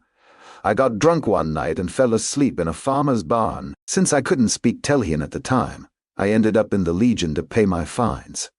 Sergius nodded as if that made complete sense, so maybe my situation was not unique. And how loyal are you to the Empire now? I have killed unerringly, both man and beast, in defense of it. I have followed every order issued to me, I replied while remaining at attention. Sergius had a malicious smile form as I suspected he would be testing me with a despicable order. Can you speak any languages besides Telian and Singa? He asked, and my blood froze as I shook my head no. If this asshole spoke Singa and expected me to reply, my ruse was up. Pity. I could use a man fluent in Bhutan. Still, if you give this one to me, you can take all the packs from this cycle, Sergius offered with false generosity. I thought you needed a hunting pack for the south to track the goblins, Cornelia said, surprised. The goblins are stirring again, but it will be years before the next horde rises. Sergius waved his hand unconcerned. Cornelius put down his papers and seemed to contemplate for a long moment. I will concede the 3 lone wolves to you, but I was interested in the weak truth seeker, Sigma. Give me the first selection for the next training cycle as well, and you can have the 3 lone wolves. Sergius' face soured. Fine, he grunted. These pups are only half-trained anyway. When is the training cycle complete? 2 weeks, Constantine's voice echoed behind me, and I was proud I hadn't jumped. The bastard was wearing one of the pairs of silent boots. I feel confident this pup could leave today if you needed him. The centurion's eyes glittered like a fat man at a buffet. This would be the fastest selection on record. We haven't even gotten into one shouting match. I have business in the Citadel. Make sure he has a mount and is ready to leave with me in the morning, Hound, he said, addressing Constantine. Sergius stood and collected the 3 sheets on Val, Sigma, and myself. I watched him as he left, and although overweight, the hint of a fit past lingered in his movements. I was reminded to never judge a book by its cover or a fat man by his readiness to fight. As he descended the stairs, Constantine shook his head. That was easier than I thought it would be, Cornelius grunted. That pixie prick has too much power. I relaxed from attention as the conversation seemed to be turning informal. Anything to worry about? Constantine asked softly. He has been spending too much time with Octavian. He may run the hounds in Octavian's province, but their interaction smells like 2-week-old fish. Constantine raised an eyebrow in surprise. Cornelius paused and looked at me. Go get yourself a horse and camping gear, Hound. I looked to Constantine. Go, Hound Eric. Requisition what you need from the army barracks near the east gate. I was being dismissed so they could talk privately, but they both acknowledged I was now a hound. I was an Empire hound just like that, with no ritual or graduation ceremony. The walk to the barracks was quick. Old men and young boys in uniforms greeted me. The experienced men had been sent to protect the northern coast and eastern border. The horsemaster let me select from the patrol mounts, and I found a young, healthy gelding. He was strong, and a decent size for my heavy frame. The old horsemaster noted he was here because of his odd coloring. He was mostly black, with thick lines of white in his coat. I spent some time grooming him so he could familiarize himself with me. I liked to talk to my mounts, and this new one was no exception. You know, this marking here looks like a lightning bolt. Do you want to be called Lightning or Bolt? I asked the horse. It turned its head at me, chewing on hay non-committally. No, how about Thunder, Flash, Comet? The horse shivered and swished his tail. Oh, Comet it is. I rubbed his ears. There was a large selection of new saddles and bridles. Many animals had been harvested for meat to get through the harsh winter, and the leather workers of Sierra worked long hours to supply the army. I got all new gear and then moved to stuff the saddlebags with a full Legionnaire travel camping kit. I didn't need the gear, but it was best to appear that I did. When I returned to our barracks, the sun had set, and Cornelius was gone. Constantine pulled me aside. Once you are alone, do not forget to check your anchor stone every night. Zaina will contact you eventually with orders. Remember what I told you, do what needs to be done to earn Sergius's trust, he said gruffly. I nodded at his advice to do what I was told and not hesitate or argue. Take this. He handed me a large medallion that appeared to be carved from bone. That is a hound token. It can be used to requisition equipment anywhere in the Empire and use the portals freely. I turned over the carving. On one side was a hound howling, and on the other side was text with a number, 411. The token was worn, so I was not its first owner. The number is so they can track which hound is requisitioning goods and using the portals. There is usually a master list for which numbers are currently active, so don't try using a token from a hound known to be dead. Can I get gear for others I am traveling with? Take them through the portals? I inquired, making the token vanish. Yes, but remember, everything will be logged and reported back to your centurion, he whispered. Stay alive, and if you get to the archives, burn it down. What? I said, a little shocked. Kill the guards and destroy everything. I was supposed to give you a list of 20 samples you were to take, but just destroy everything. My heart started racing a little. Whose side was Constantine on? I calmed down and was sure Constantine had his reasons. Okay, well, don't get yourself killed, old man, I said with a slight smile. He grunted. Not all of us are sharing our bed with Fortuna. Don't get too upset when you hear I have been sent to Pluto's realm. You will just piss him off, and he will send you back, I retorted, getting a chuckle from Constantine, and causing the room to look over at us. Constantine didn't laugh with you. He only laughed at you. You have the night off. I have to make sure none of these idiots get eaten by the first mimic they encounter. Constantine ended our heart-to-heart. Soon, the room of pups was being emptied so that they could head out on tonight's tracking. I got a few nods as they passed me. Castian and his cohort had not returned, so I wouldn't be able to give him a proper goodbye. Before my litter returned from the nightly training, a man in hound clothing came up the stairs. He looked around the room and asked, Eric Marco? I nodded.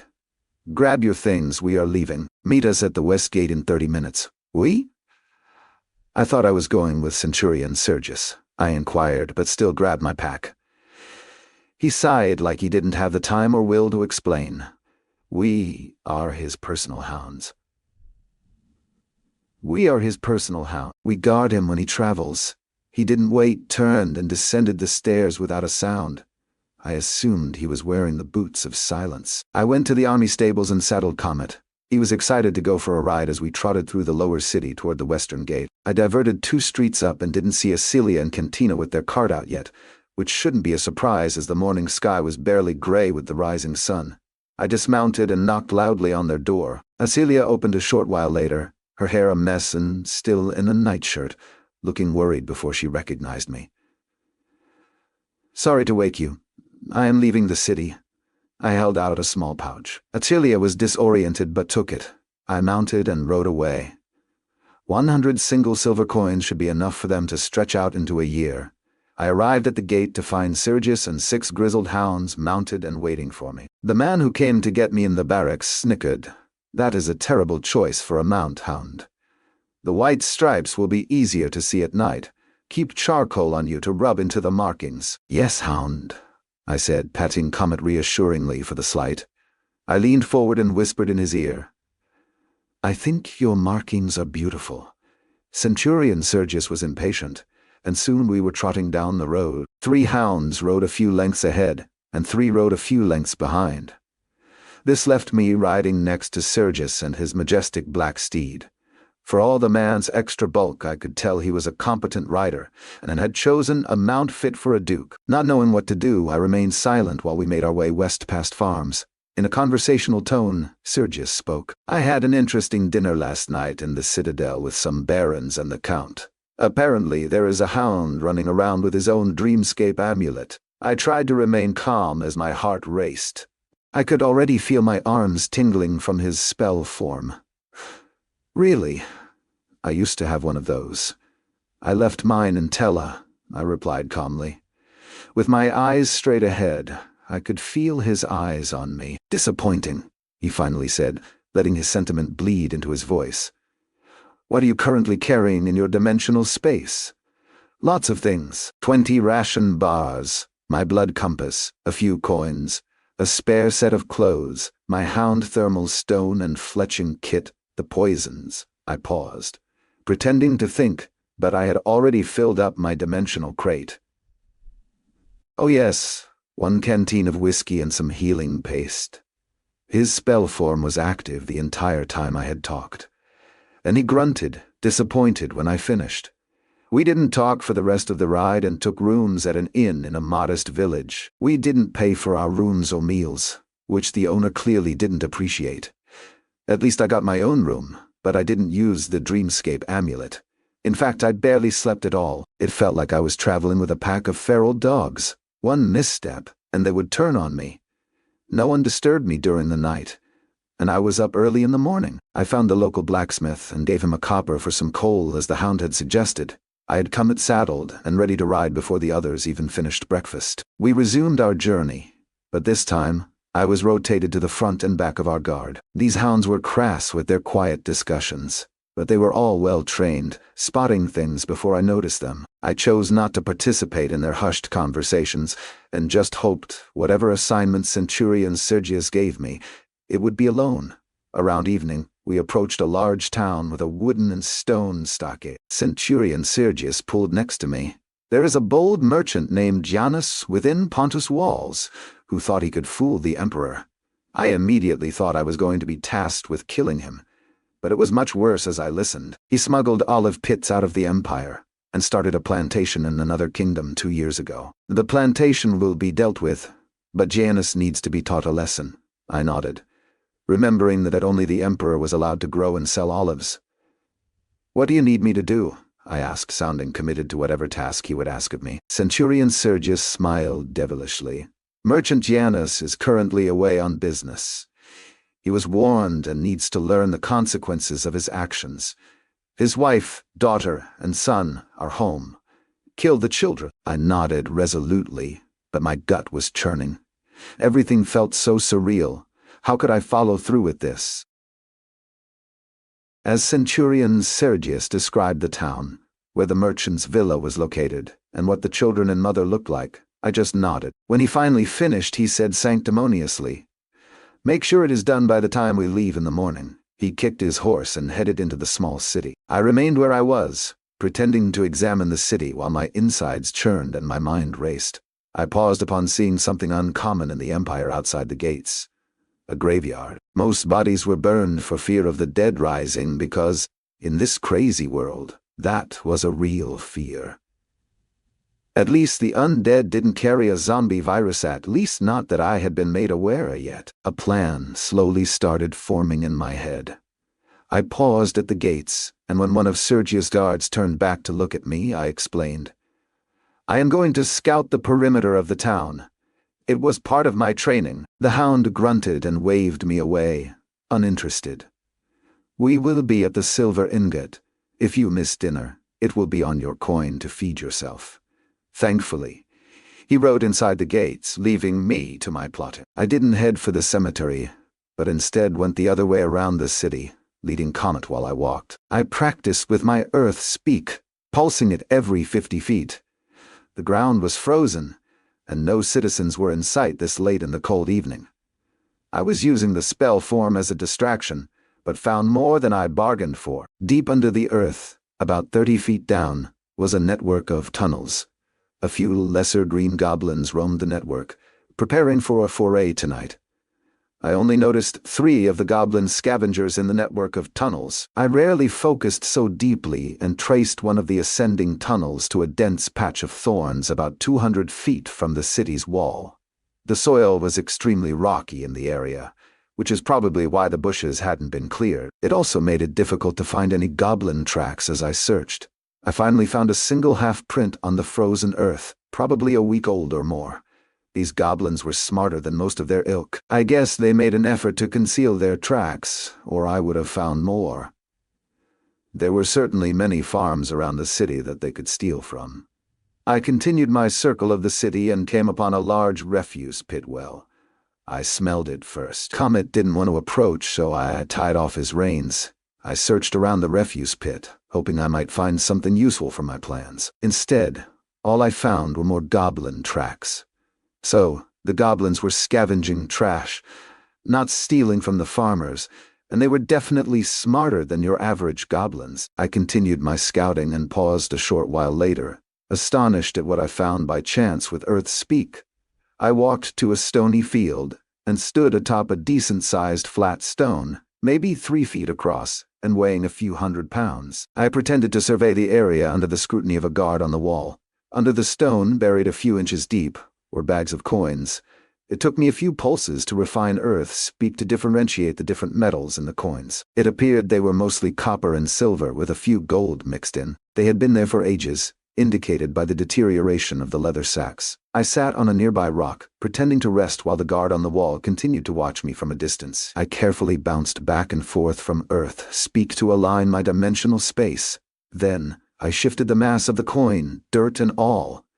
The stone covering prevented the earth from collapsing on itself. I estimated a few thousand copper and a few hundred silver, with just a few dozen small gold coins mixed in.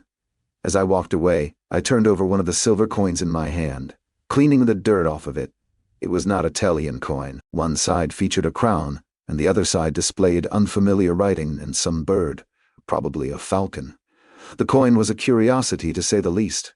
I continued walking and refined my earth speak to focus on highlighting silver or gold. I was frankly surprised at how many coins were buried over time in the earth around the city, most just under the surface. I didn't retrieve any, even though I was tempted when I discovered 2 large gold coins buried a foot deep near the western gate. There were also extensive foundations buried with time from a forgotten city. It was not lost on me how valuable earth speak could be in excavating the Atlanteum ruins. The last thing I wanted was to be sent there at the center of the inevitable battle to control them. I reached the graveyard by the south gate, and Comet was antsy as I walked down the central path. I would need fresh bodies. I had been told the boy was 13 and had some combat training, and the girl was 10. As I got to fresher graves, I sent out my earth speak pulse. These bodies had large silver coins with runic writing over their eyes. It took me a moment to recall that these coins would prevent the dead from rising. It was also symbolic of paying for passage for the ferrymen on the river Styx. Only the wealthy could afford to bury their dead. And by the amount of freshly churned earth marking recent burials, it had not been a good winter for them. Drawing some attention in the fading light, I pretended to look at a stone grave marker as I pulled the first body out of a stone coffin below the earth. It matched a teenage boy, and his corpse wasn't that old. Finding a young girl was much harder, but eventually I found one that fit well enough. I paused, considering my plan. What if there were servants or the mother of the children rushed in to save her children? To be safe, I found a woman who had recently been buried. I guess I could add grave robber to my resume. I walked into the city under the scrutiny of the guards from the walls. I think they thought I was scouting out the graves to rob them in the night unbeknownst to them. I had already done so. It would be all the better if they added patrols outside the city to guard the cemetery tonight. I entered a shop and was greeted by an agitated owner. "If it can wait till tomorrow, Hound, my dinner is ready. I will be quick and give you a large copper extra for your time." He gave me a curt nod, which I took as permission. I walked the racks of common goods, took a large bundle of wax leaves and 20 feet of fine cord rope, and pretended to decide if I wanted a new stew pot. While I was examining the pot, I shifted lamp oil from a large cask into my dimensional space. The first cask had already been cracked, so I covered the sloshing liquid by scuffling my feet. For the next 2, I had to break the seal with my dimensional space before taking samples. Even then, they still hissed and sloshed, and I had to make a racket with the pots to cover it. In all, I had 3 gallons of lamp oil, and the shop owner had 3 casks 1/5 lighter. The owner was beyond agitated by my slowness, but I brought the wax leaves, rope, and pot to the counter. He looked over everything. 3 silver for the cordage, and 15 copper for the 100 leaves. You took my best pot, too. 2 silver for it. He looked up, expecting me to barter. It is a nice camp pot. I placed 4 silver and 4 large coppers on the counter. Thank you for your time. He was surprised and swept the coin before I could change my mind. I gathered my items and found the silver ingot in no time. I spent an hour rubbing down Comet and feeding him, while the brave stable boy asked me incessant questions about orcs and elves. I did my best to humor him and not contribute to any nightmares. Entering the inn, empty plates were scattered across the table where the centurion and his hounds sat. Chicken bones picked clean and empty pitchers of ale showed they had saved nothing for me. "Well? 4 hours, you must have something to report," Sergius asked, amused.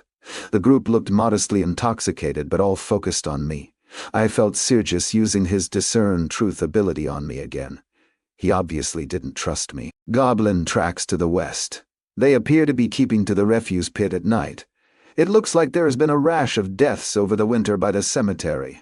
And I found this. I tossed the silver coin to Sergius. He caught it with a flash of his hand. He may look unfit, but there were hints of athleticism. He turned the dirty coin over in his hand. A Gallus coin.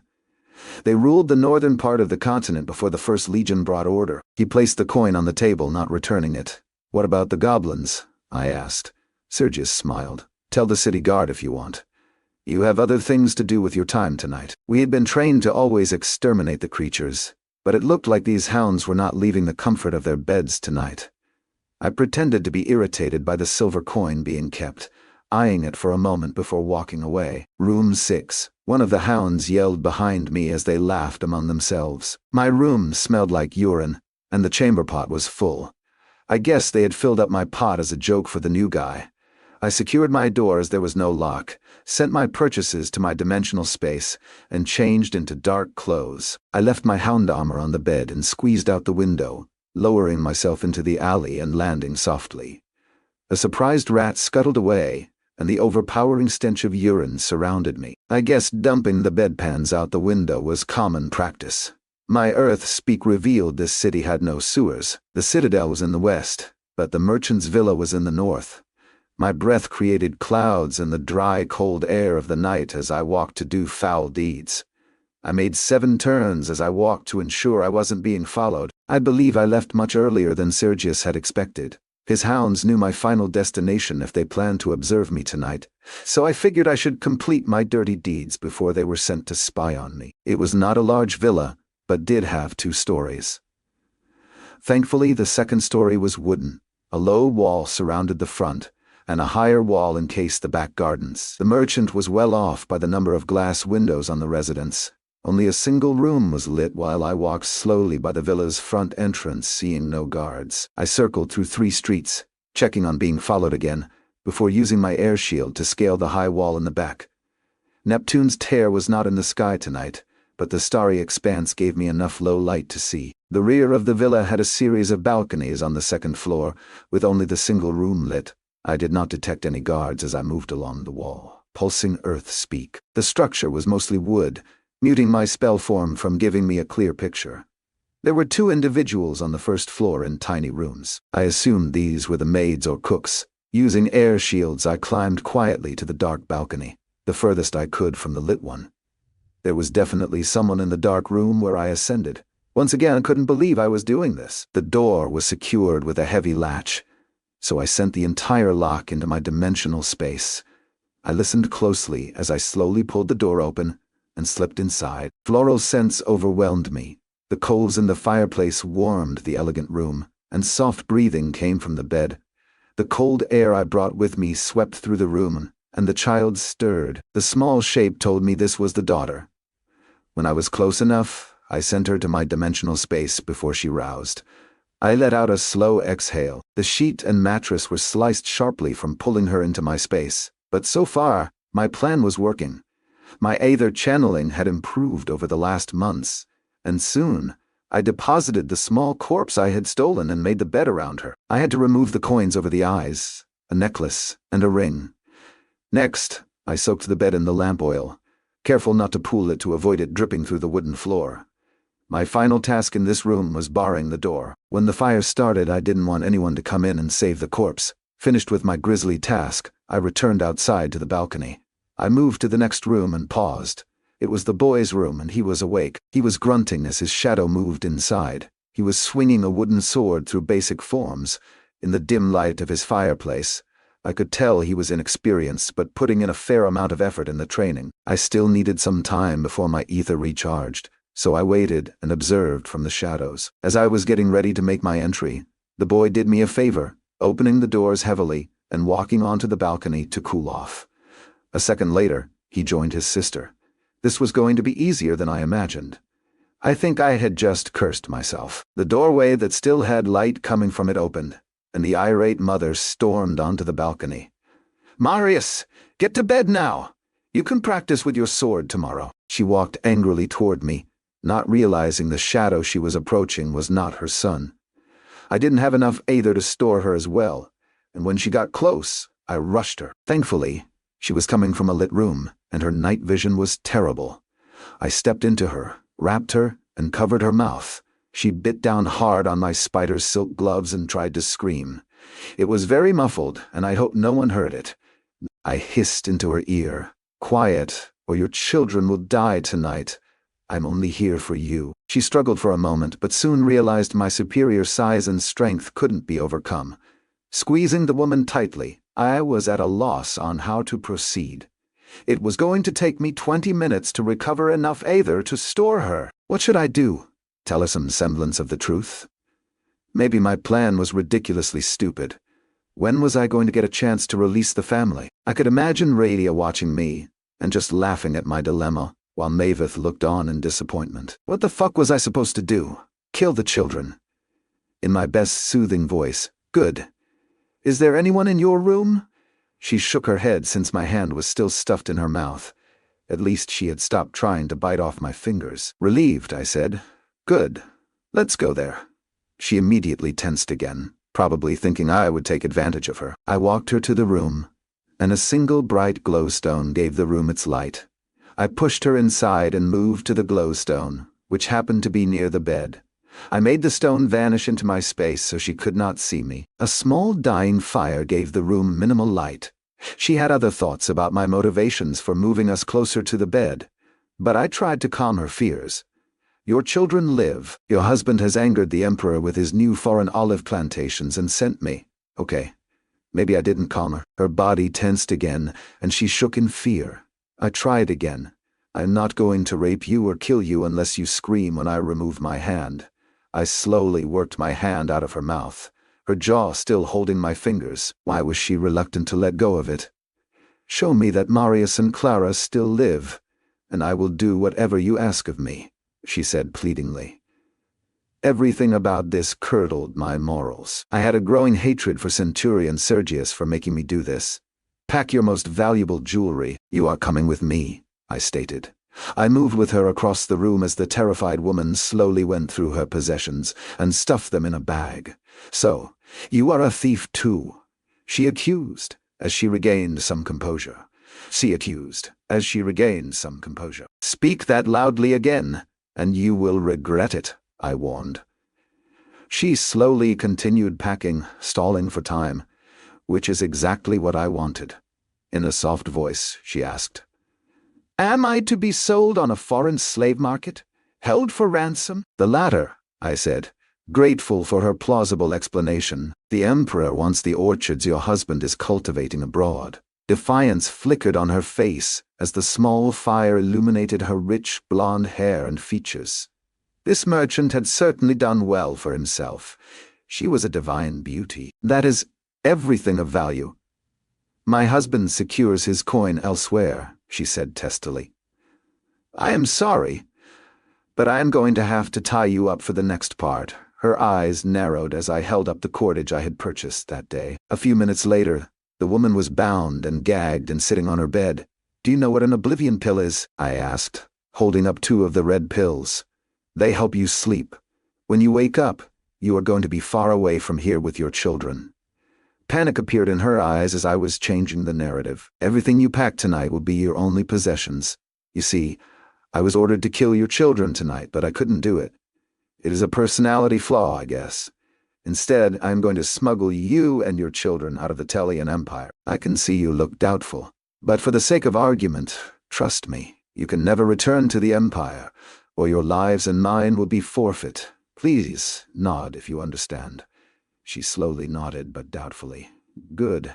That makes this easier." I pulled the gag away to slide the oblivion pills into her mouth. She only resisted briefly before appearing to swallow the pills. "If what you say is true, sorry for biting you." Her eyes quickly got heavy, and she fell into a deep sleep. I checked her mouth and made sure she had not faked consuming the pills before returning the gag. I quickly packed some clothes for her and added the adult corpse to the bed, soaking it in lamp oil. I returned to the boy's room, repeated the sequence, and packed some of his clothes. I grabbed some clothes for the daughter and then lit all 3 rooms on fire and jumped off the balcony. I watched from the far side of the gardens while the fire grew and spread, soon licking the outside of the doors. There was going to be nothing left. I just had to hope Sergius or the merchant didn't use a necromancer to talk with the dead. For my first assassination, This was extremely messy. I waited while the fire burned, hoping those of the first floor roused.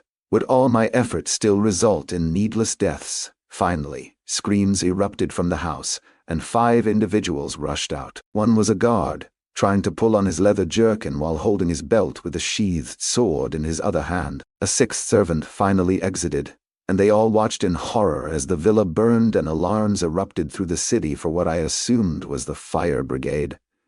I hope no one else was killed due to my machinations. 2 women servants were crying in each other's arms, which didn't help my mood as I slinked off into the night. People rushed past me to help quell the fire, but the villa was isolated in the city, and the fire shouldn't spread. At least I hoped I hadn't just started a citywide fire. I pulsed Earth speak as I walked to make sure I was not being followed and returned to the silver ingot. In the urine-saturated alley, a few air shields got me back in my room. A glowstone was revealed and lit the room. One of the hounds was seated in a chair, and I could see the door had been forced open. My pack had its contents strewn on the bed. "Is it done?" he asked casually, maybe hoping for a reaction from breaking into my room. I looked at my belongings on the bed and back to him. He didn't seem to care about my privacy. So, I didn't care either. Anything important was in my dimensional space, and I wore the belt. The children and the mother are dead. The children and the mother are dead. "You were not supposed to kill the wife," he said dispassionately. "And I wasn't told I couldn't," I chirped back. He shrugged and stood. "Did you start the fire?" I nodded slightly in confirmation. "Not a good time of year for it in the city. It has been dry, and you should have realized that by how little snow has fallen. You could have burned down the city. We leave in the morning, but the magistrate will probably come by and ask Centurion Sergius to investigate the fire." He turned and left, but I found it hard to close the door and secure it again from the damage he had done breaking in. I looked at the mess on my bed and began packing. Was he searching for the amulet? That would make sense, as Sergius was certain it was not in my dimensional space. So far, the Western Hounds felt more like a crime syndicate than the Empire's guard dogs. I didn't get much sleep in the few hours waiting for sunrise. I was at the stables first and had Comet saddled and ready to ride while the Centurion and hounds were still eating breakfast. As they came out to get their mounts, one of the hounds returned from the city. His face and arms were covered in soot. Sergius looked at him pointedly, and he nodded. Centurion Sergius addressed me. "It's a bit untidy, but you got the job done. I would have preferred the wife to be left alive in case we needed to make our point again, but what's done is done. You served the Empire well, Hound. We were soon riding out the gates, and I was ordered to ride next to Sergius." He pulled out 2 dark gray notebooks bound with straps. He untied and handed me one of the worn books. "Store that in your space. These are paired message-sending books. What is written in one will appear in the other." I took the notebook and paged through it before sending it to my space. All the pages were blank. So, where am I going to be assigned? Sergius sucked on his teeth, getting his breakfast free before answering. "One of my watchers in Kraken Bay was killed a few months back. The man who replaced him is needed elsewhere, so you will replace him. Kraken Bay was in the northwestern part of the Empire, and separated the Bhutan Caliphate Orcs settlements and the Empire. The bay was also nearly 80 miles across, if I remember correctly. So, I will just be watching for the Orc invasion." Sergius laughed so hard it drew the hound's attention for a moment. "Part of your mission, yes, but there are 4 cities on the peninsula: Varta, Friedeville, Brapo, and Othel. I will tell you through the book if I need anything done in those cities. You need to check it at sunrise and sunset every day. Whatever is written in it will vanish in 2 days." I nodded, as that was a very good security measure, and also ensured the books could be used repeatedly without filling the pages. "Will I be alone? And what do I do if the orcs invade?" I asked. Centurion said exasperatedly, "Write it in the book. And of course, you will be alone. We are stretched thin, and I have 3,000 miles of border and coast to watch with less than 100 hounds." I didn't mention that he was using 6 of his hounds as personal guards. I rotated from front to back guard duty the rest of the day, giving me time to think. Sergius had mentioned 4 cities, all of which made up a rough box on the peninsula. Varta was 100 miles north of Brapo. Frideval was 100 miles west of Brabo, and Othel was about 30 miles west of Varda. It was a huge area for which to be responsible. The hounds tried to include me in their conversations as we moved west, now that I had proven myself, but I was only making short responses to their queries. When we made camp early, I took the opportunity to nap a little before sunset. Even with the ring of sustenance, I still needed a few hours of rest, and I got almost none last night. Centurion Sergius worked in the evening, going through a series of notebooks, reading, and writing. I took my shift on the night watch and didn't sleep at all when I was off watch. In the morning, as we prepared the horses, Sergius called me out. "Hound, I thought I told you that you needed to read the notebook at dawn and dusk every day." "I did. The stones you asked me to gather are under your saddle," I replied coolly with my back to the man. He had written that he needed 7 fist-sized rocks before we departed in the morning. He narrowed his eyes as he lifted the saddle. There were his 7 stones. He actually grinned rather than be annoyed. Constantine trained me, and it was going to take more than scribbling in a book to trick me. Sergius tossed 6 stones into the woods and put the 7th into his saddlebags.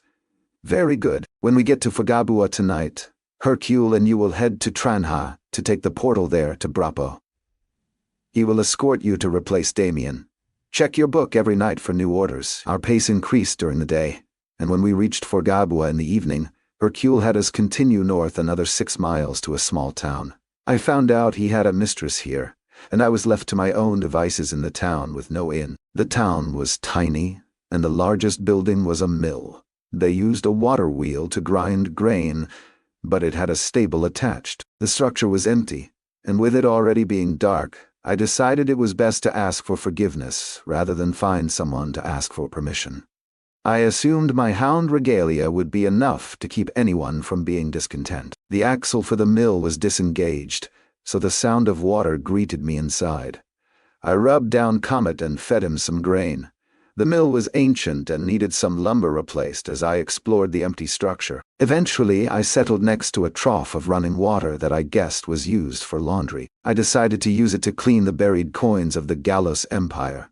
I couldn't spend them in the Telian Empire without drawing suspicion, but I was suspecting my time in the Telian Empire was growing short. The water was freezing as I stirred the coins in the wide basin. It was so cold that I only superficially cleaned the coins before stacking them 25 high for easy counting. My best guess was someone hid all these coins under that massive rock when the First Legion conquered the city, and no one who was party to the concealment survived the conflict. It took most of the night, but in the end, I had 3,408 coppers, 608 silver, and 37 gold. It was not a fortune by any stretch, and there were no large coins among them, but the Gallos coins were slightly larger than normal Telian coins. I stored everything in a thick sack and returned them to my dimensional space. I munched on a burrito before napping on and off. Before sunrise, I led Comet out of the mill and waited outside the small hovel where Hercule's mistress lived. Hercule was up but was working energetically on his farewells to his mistress. It made me wonder how Rena was doing. When he exited, he acted less of an ass for the morning ride, but by noon, he resumed his belligerent attitude. He pushed the horses harder than needed as it was a 2-day ride, no matter our pace, and rushing was not going to change that. We stayed in a barn that night, and Hercule ignored the farmer's plea to look into giant moles that had destroyed his crop in the fall. I didn't say anything, but that night, I walked the fields and killed 3 of the creatures. There was a 4th that I could see with my earth-speak pulse, but my dimensional space couldn't reach it. It was a shame that I couldn't get close enough to them to use the collector. When I returned to the barn, Hercule spoke. "You don't sleep much." I couldn't tell if it was a question or an accusation. I never needed much sleep my whole life. "Drove my parents crazy, but makes me a good hound," I replied, climbing into the loft. He grunted and rolled over and then ripped a long, wet fart. It would have been funny if that had happened with someone in Castile's company. Instead, I found my temper flaring. Since his back was turned, I made some noise to keep him up for a few minutes, snagged his canteen that was hanging on a hook, and added the bowel purge potion to it. I rested happily that night. It wasn't until mid-morning on our ride the next day that Hercule drank from his canteen. I could tell at first he was trying to hold it in, as the gurgles of his stomach were audible to me. When he figured it was going to be impossible to contain it, he leaped off his mount and feverishly tried to undress. He didn't make it. I held in my laughter and asked in a concerned tone, "Did you eat something foul or get water from a pasture?" He couldn't respond as he got his leggings off and was painting the side of the road. The half-elf's potion had worked as advertised. From there, the pace was much slower on the ride to reach Tranha, for which the mounts were grateful. We showed our bonehound tokens at the portal office, and the displacement mage would make a special gate opening in the morning for us. The hound token's power surprised me, and if Hercule hadn't needed to use the bath so badly, we would have left that evening. Instead, I got to spend the night in a quality inn, and finally get a few hours of consecutive sleep. In the morning, a disgruntled displacement mage opened the portal, and Hercule led us and our mounts through it. He was still walking funny, and his hound clothes were damp, but I felt no guilt whatsoever. A few merchants rushed through behind us, taking advantage of the off-schedule gate opening. As we appeared hundreds of miles away, my eyes started to adjust, and a familiar voice rang out. "Arrest that man! It is Fortuna in disguise! Shackle him before he steals your luck. He's a danger to himself and every nightmarish creature in the Empire." Hercule was drawing his sword as one of the legionaries guarding the portal barked his comment at us. "It's good to see you too, Matteo." I smiled as I started recognizing a few legionnaires around the portal, who returned my smile. 5 members of Castile's company were mixed in with other unfamiliar legionnaires. Blaze, Matteo, Adrian, Lurkin, and Calm. Adrian started laughing good-naturedly. "Look at our new hound, all dressed up and ready to hunt the enemies of the Empire." He approached, and we clasped wrists as equals. "Is Constantine well?" he asked softly. "The other pups needed a few more weeks of seasoning," I smirked. He nodded, looking a little relieved. "After a few months with Constantine, I expect they would differ in your opinion." He clapped me on the shoulder. Hercule was agitated by my familiarity with the companion, maybe by the fact I had friends. "Hound, let's head out. If we start now, we can make Frightful by dark." I rolled my eyes out of his view. Covering nearly 100 miles was not feasible, and I could tell he was angry. Maybe he had pieced together that I had tainted his canteen. I made a gamble and turned and held up 2 large silver coins. "Are you sure you don't want to get some breakfast on me?" 2 large silver coins were 2 weeks' pay for a hound, and I guessed correctly that Hercule was easily bribed. His eyes betrayed his greed, and he snatched the coins. "Meet me at the west gate in an hour." He led his horse away, leaving me with the company. The company was forming around the displacement mage, and I fell into step with Adrian. "How has the company been? Is Castile well? Is Maveath still with you?" Adrian was as congenial as ever. "We have been stationed here for 11 weeks, Castile won't admit it, but she deserves a rest. We have been conducting short expeditions into the surrounding towns.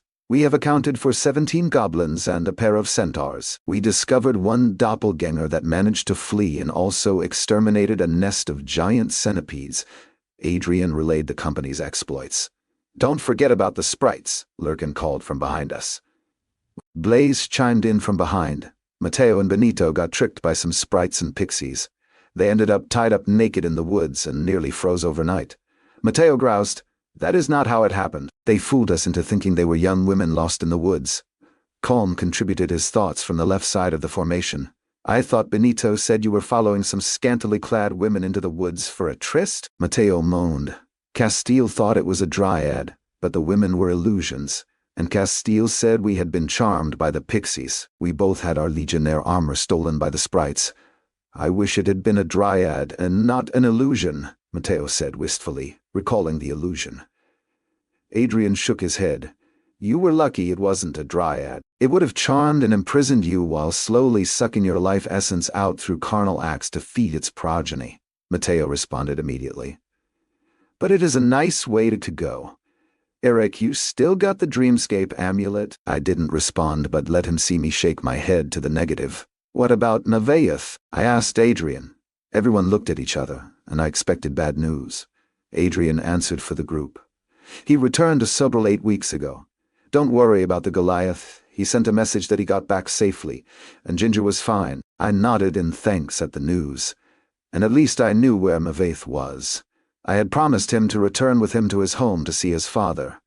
We approached a luxurious villa, and the displacement mage and his legionnaires turned here. Adrian and the company men entered the adjacent villa. I tied Comet off outside and climbed the steps with them, and Mateo yelled, "We found a stray at the portal!" I always wanted a dog, but my mother wouldn't let me get one.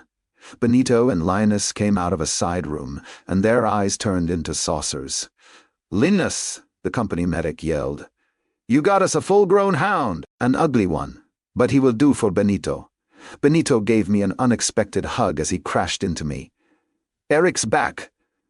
The entire villa erupted in noise as everyone came to see me. Castile stood in a doorway, a small smirk on her features. Adrian barked an order. "He only has an hour, so we will be having an early lunch." The company men who had returned with us began to remove their armor, and Lurkin rushed to cook while I was inundated with questions. It felt like I was home. After a few minutes I asked, "Where is Brutus?" Silence fell in the room. Firth answered amusedly. "He took service with First Citizen Boris Angela." "That was surprising and disconcerting," Benito noted. "Good thing." "Good thing." He hadn't stopped complaining since we left the capital. Always whining that Eric took the runic weapon and didn't need it. I thought Maveth was going to shove his runic hammer in his mouth to shut him up. Castile broke into the conversation. "The rule is, we don't talk ill of lost comrades." Everyone went silent again. That normally applied to those who had died. Castile was, in a way, indicating Brutus was dead to the company, which got some nods. "Eric, if you have some time, perhaps you can regale me with tales of your hound training in the other room." I stood and went to talk with Castile. She immediately asked, "Constantine? He should be back in a few weeks. How is your new porter? He doesn't talk much." I referred to the quiet kid I had noticed. "Mallory is another of Antonia's spies. He does his job as a porter well enough." "So you have been inserted in the Western Hounds?" she asked. "Yes, I'm already regretting my decision to become a hound," I confided to her. Castile had a pained look. "Centurion Sergius has an insidious reputation. They should have warned you. Step carefully, Eric." She warned, and finally smiled. "You look well." The training was difficult, but I maximized the opportunity that was provided. "Our shared experience has been tested numerous times," I said, rubbing my forearm to indicate the bone inscription we had received. "Mine as well. Never talk about it in the open." "Where are you assigned?" Castile inquired. "A lookout that is west of Frydeville on the coast watching Kraken Bay for orc invasion ships," I replied. I pulled out my message-sending notebook. I was given this, and have been checking it morning and evening for orders. Castile nodded in familiarity with the artifact, and I put it away. "The consensus is if the Bhutan orcs attack the Western Empire, they will target Varveo and Bartatal, the only two significant populations in the West. They will sail through Kraken Bay to cut those two cities off from the rest of the Empire. The only other asset in the West is the dungeon we discovered," Castile said, considering. That was not quite true. I had passed dozens of small towns and farms when I traveled the Western Empire. Those civilians would be displaced if war erupted, but in the tides of war, the civilians were an afterthought. A thought occurred to me. The writing on the walls in that dungeon, wasn't it orc? Yes.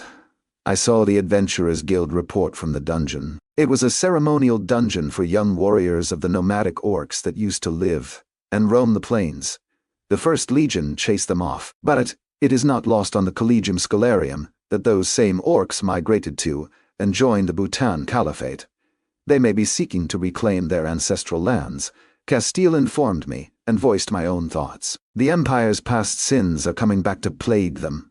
"I have to head to the West Gate soon," I said, wanting to spend a little more time with the company. Castile reached out and grabbed my arm to have me pause. "Remember who I said you could trust?" A long time ago, Castile had told me who was in her plans to flee the Empire. I nodded. Adrian, Felix, Mateo, and Blaze. Felix died in the Shimmering Labyrinth. Good. You can add one other to that list. I was almost certain she was going to say Constantine, but instead she said Benito. Now, Benito was a good man. and his straightforwardness was funny, but trusting him with such a massive secret seemed foolish. Mateo recruited him.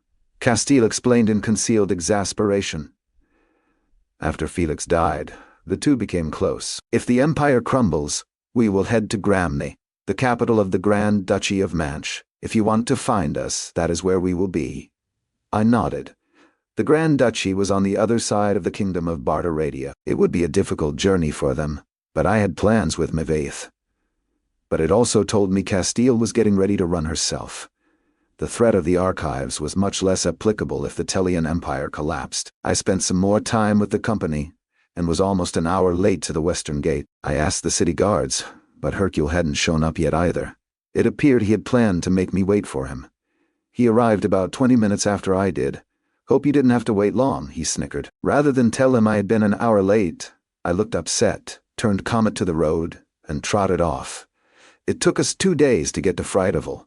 Hercule had tried to switch our canteens when we camped in a farmer's barn. I made a show of drinking from it, but used my Purify self-spell form to not be affected by the lingering laxative. This had almost been a mistake, because it had been a potion, and had its own ether. This made it cost a lot more ether to purify it from my stomach, but I learned a valuable lesson. I also enjoyed Hercule's confusion when I suffered no ill effects. The city of Fridaval had a high stone wall and was surrounded by hundreds of farms. The populace here was just as depressed as the other cities I had traveled through this winter. There was a Legion Hall in this city, where Hercule led us. 6 mostly gray-haired legionnaires sat in the common room and looked at us with curiosity. Hercule pointed at me. This hound will be taking a pack horse and all the supplies he can load. What type of ale do you have? The oldest of the group with battered resin leather armor nodded slowly. Just the local brew. We only have a pair of nags in the stables, and you are welcome to have one or both. Hercule went to the keg behind the unattended bar and retrieved a pitcher and mug. When I didn't move, he looked back at me. Well, hound, get to it. If I helped you all the time, you would start to expect me to hold your cock while you piss. I didn't retort, as I couldn't recall once when Hercule helped me with anything. One of the old legionnaires stood and waved me to follow. He had a friendly demeanor and smiled. Name is Leo. You heading out to one of the sentry posts? I am Eric. Yes, I am, I replied in a friendly reply. Well, we don't have much. Shipments have been infrequent, and most of here are retired and just called back to fill in the roles. He opened the door to a barely lit supply room with a moldy scent. It was one of the worst-stocked Legion halls I had seen in my time. A lot of the gear looked worn, damaged, or just broken. Saddlebags are over there. I will go to the tack room and prep one of the nags unless you want both. I will do it myself, but thank you. I walked the shelves, and there was nothing I needed here. Still, I packed some heavy wool blankets, oiled canvas, and 2 saddlebags with ration bars. I didn't know how long I would be on watch. I spent time in the stables examining the 2 nags, using what Lucian had taught me. Both were old and had spine issues, so they couldn't be ridden. It might have been better to put them down or let them loose. Still, both were extremely docile and friendly. I gave both of them an apple from my storage and decided not to take either. My packs were only about 50 pounds and Comet could manage. Ready? Hercule asked when I returned to the common room. He had been drinking alone, and there were now 9 old legionnaires making use of the open cask of ale. I nodded, and he drained his mug and rose. He was a little surprised at how little I had taken from the stores, but I deflected by telling him I could forage for what I needed. The road and farms quickly disappeared into just a wide, rarely used path. Hercule had suddenly become much more cautious as we headed west, toward the bay. With the density of growth in some areas, I would have preferred to be walking and using my earth-speak ability. After an hour, he finally spoke. Gnolls don't get this far west, but 2 years ago, a hound was taken down by an owl bear, and red goblin tribes find their way here and settle from the south. I couldn't tell if he was trying to scare or help me. What are my duties as a sentry? I asked, since he finally seemed to be less of an ass at the moment. You will be given night sight goggles and an artificed spyglass. Every 2 hours you scan out into Kraken Bay, even at night. You see something important. You write it in the book. If Centurion Sergius has need of you elsewhere, he will write it in the book. He hadn't lost his dickish attitude toward me, and his tone was condescending, as if I should have already known my duties. I smelled the ocean before I saw it as we started climbing a steep hill. We dismounted, giving me a chance to use my earth speak ability again. I paused as I found a crude pit spike trap. Hercule grunted. "Oh, forgot to mention, the lookout is surrounded by traps for your safety. You will need to maintain them as well." I think he had been hoping I would have stepped into the trap and had to waste my hound healing potion.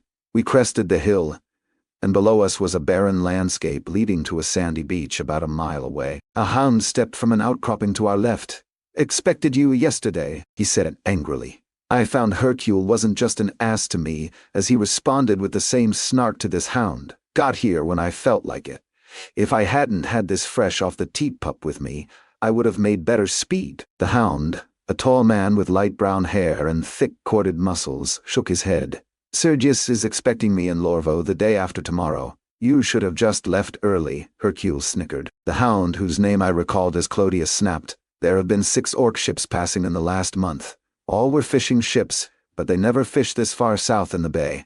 They were clearly scouting. The attack could happen at any time. I was not going to leave my post and risk missing the war fleet sailing past."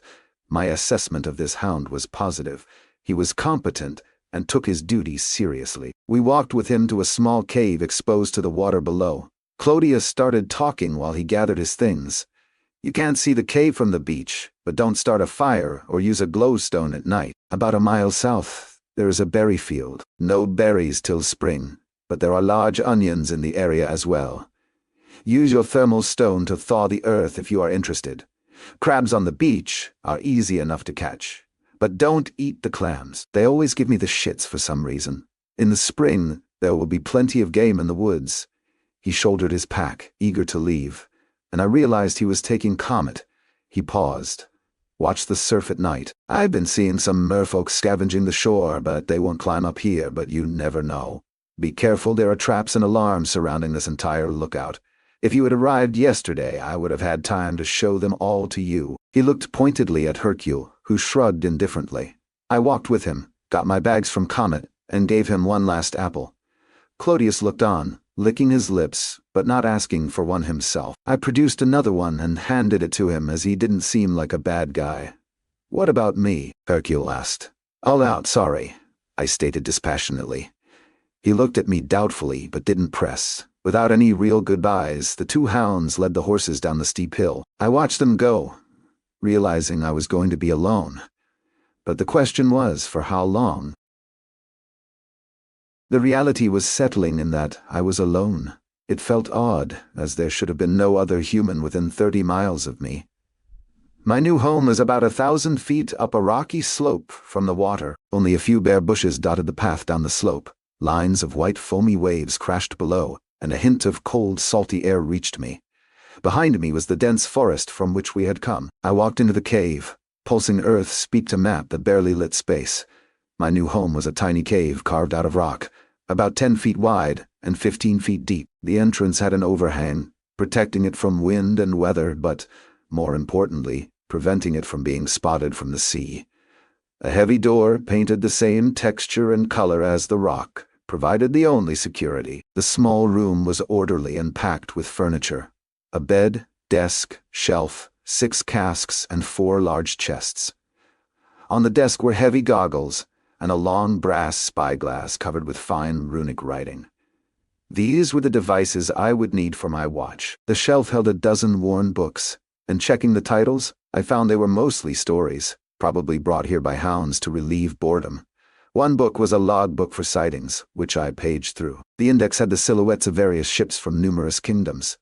The logbook extended back 5 years, and it appeared that only 1 entry a week was common. Most of the entries noted ships, but every few months, a monster sighting, such as a kraken, was noted. It seemed the bay was named Kraken Bay because it was a breeding ground for ocean beasts. Fortunately, the records indicated that spawning time was in late Falhalf, a year away.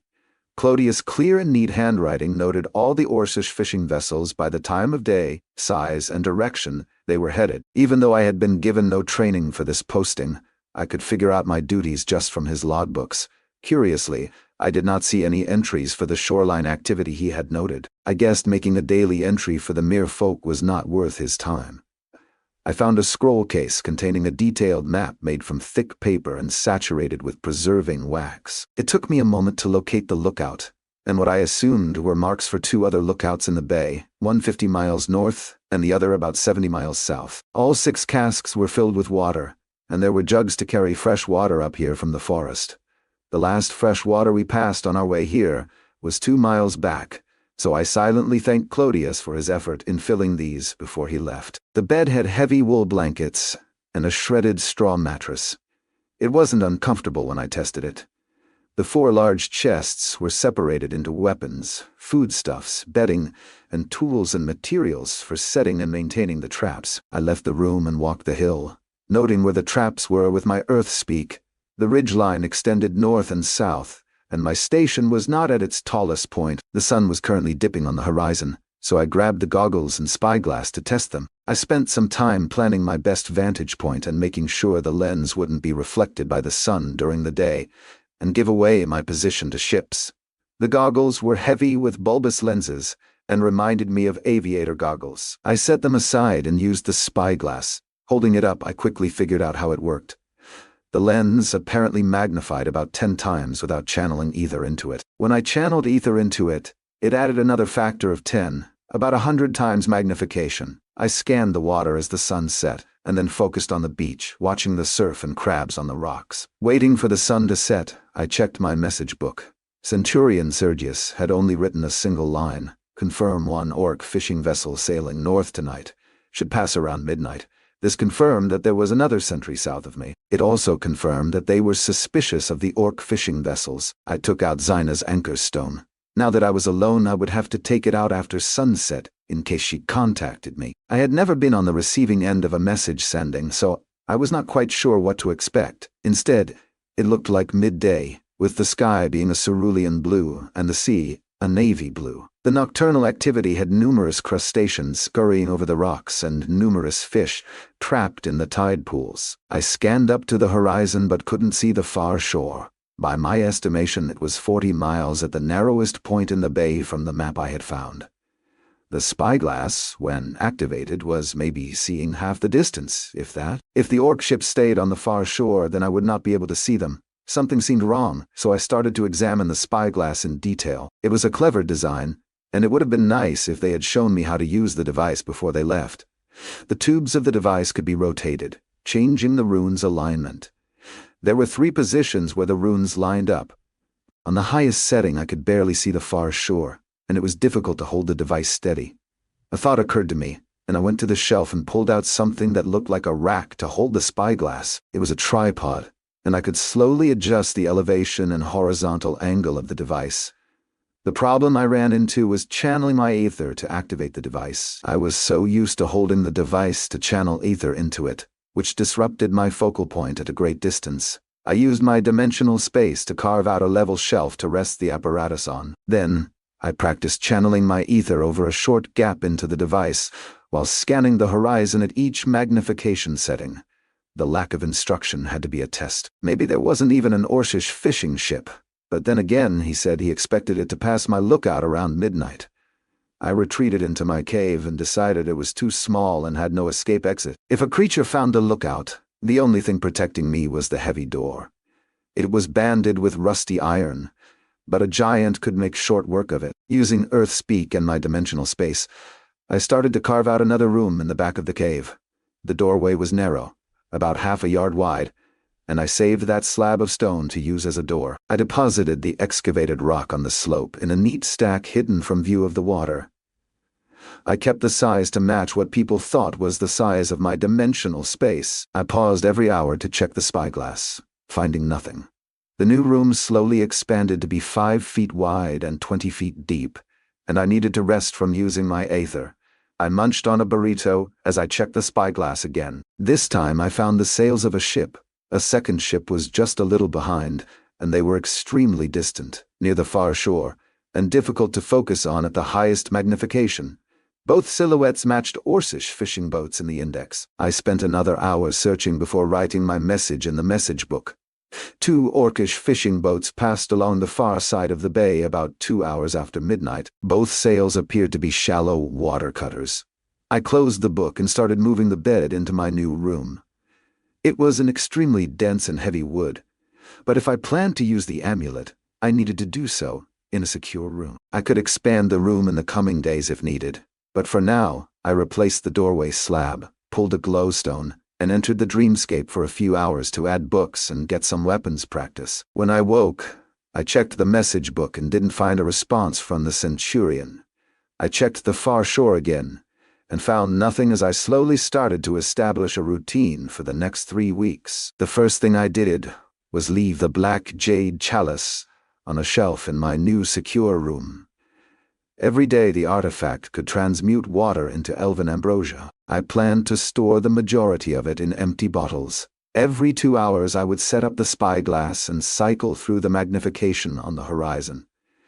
It took me about half an hour as I got more proficient using it. The only interesting thing to do was watch the merfolk come ashore at night.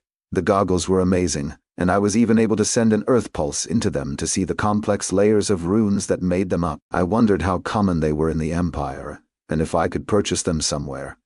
The merfolk were awkward on land and focused on easy fishing from the tide pools that had trapped fish. Even with their alien fish-like humanoid bodies, I assumed these were the youth of their species. My free time was spent enlarging the secret room, refreshing traps, and setting my own. As the room expanded, hiding the large stone blocks was becoming an issue, so I scattered them along the slope. I had a narrow descending escape tunnel into the rock, coming out on the slope and heading down into the forest. I did my best to conceal this second entrance and plugged it with a thin stone slab that I could break if I had bottomed out my ether. I also added 2 small ventilation shafts in the secret room, which were probably unnecessary since I left every 2 hours. The final room was much larger than needed, 20 by 20 feet with a 10-foot ceiling. I admit I made the taller ceiling due to having a Goliath friend knot that I expected Maveth to visit. I had an alchemy station in the room and used the cooking thermal stone for heat. I was fairly comfortable and usually tracked one Orcish fishing vessel every other day. Sometimes they operated in pairs. The only messages I got from Sergius were to confirm sightings of other hound sentries. All the work had distracted me for 3 weeks, but I was feeling the press of loneliness and boredom. I almost wished for Sergius to send me something to do. I had thought more than once about the merchant's wife and children in my dimensional space. The risk of taking them out was too great. A hound could visit me, and also, right now, none of the 3 could identify me, which I preferred. Still, I was tempted just to have someone to talk to. On the morning of the 23rd day, I finally got an order from Centurius that was not checking on the fishing ships. A first citizen has betrayed the Empire. She is being protected by 2 legionnaires as she flees. Hound Hercule will bring you a blood sample of the first citizen. Track and kill her. They arrived in Varta 3 days ago and are expected to be heading south near you on their flight from the Empire's justice. I studied the message for a long moment before writing. Why isn't Hercule tracking them? Immediately, words appeared on the page as Centurion wrote them. Hercule lost them in Varta, and they are racing south but are on foot. Hercule needs to be elsewhere. I cannot spare a full pack, and they should be passing within 50 miles of your post. I stared at the page for a moment before writing, when will Hercule be here? Will he be taking over the post? Are there any spell forms in the targets I should be made aware of? I stared for minutes until the words started to scrawl across the page. By his penmanship, I could tell he was getting irritated with me. Hercule has elsewhere to be and will not assume your watch. Hunt them quickly and return to the sentry post. The first citizen is a water mage. She can cast true spells and has innocuous spell forms as well. Hercule will be there in the morning and can tell you more. I was about to ask another question but paused my quill above the page and eventually closed the book. I sensed there was something more to this, but Sergius wasn't going to tell me. For the last 3 weeks, I have been blind to what is happening in the Empire. The spring thaw had started, and that meant war was coming. I spent the night making sure my secret room was concealed, rubbing stone dust into the seam. I hauled the heavy bed back to the common room. If Hercule was not replacing me, I assumed that meant I could take the goggles and spyglass with me. An hour after sunrise, a lathered horse climbed up from the forest. Hercule dismounted heavily, clearly exhausted. As he talked, I noticed his teeth had been shattered. He talked with a hiss. Watch out for the bitches guarding the first citizen. The legionnaire with the staff is more dangerous than she looks. The shorter blonde one is a pest with her spear too. He pulled a bloody rag from his belt and pressed it into my hand. What did the first citizen do? I asked, placing the fabric into my prepared blood compass. Hercule barked angrily. Doesn't matter. Just follow your orders. Burn the body of the first citizen so Centurion Sergius can confirm the task is complete. He relaxed a little. Her spell form is a large bubble of water that can stop arrows. If she touches you, she can drain your strength and take it for her own. That is all I know. His agitation told me he was not up to the task of hunting these 3 women. Yes, he had identified all of them as women. Maybe he thought his masculinity was affronted by losing to them. He spat. The horse is yours, and I will walk back to Frideval. I looked over at the horse.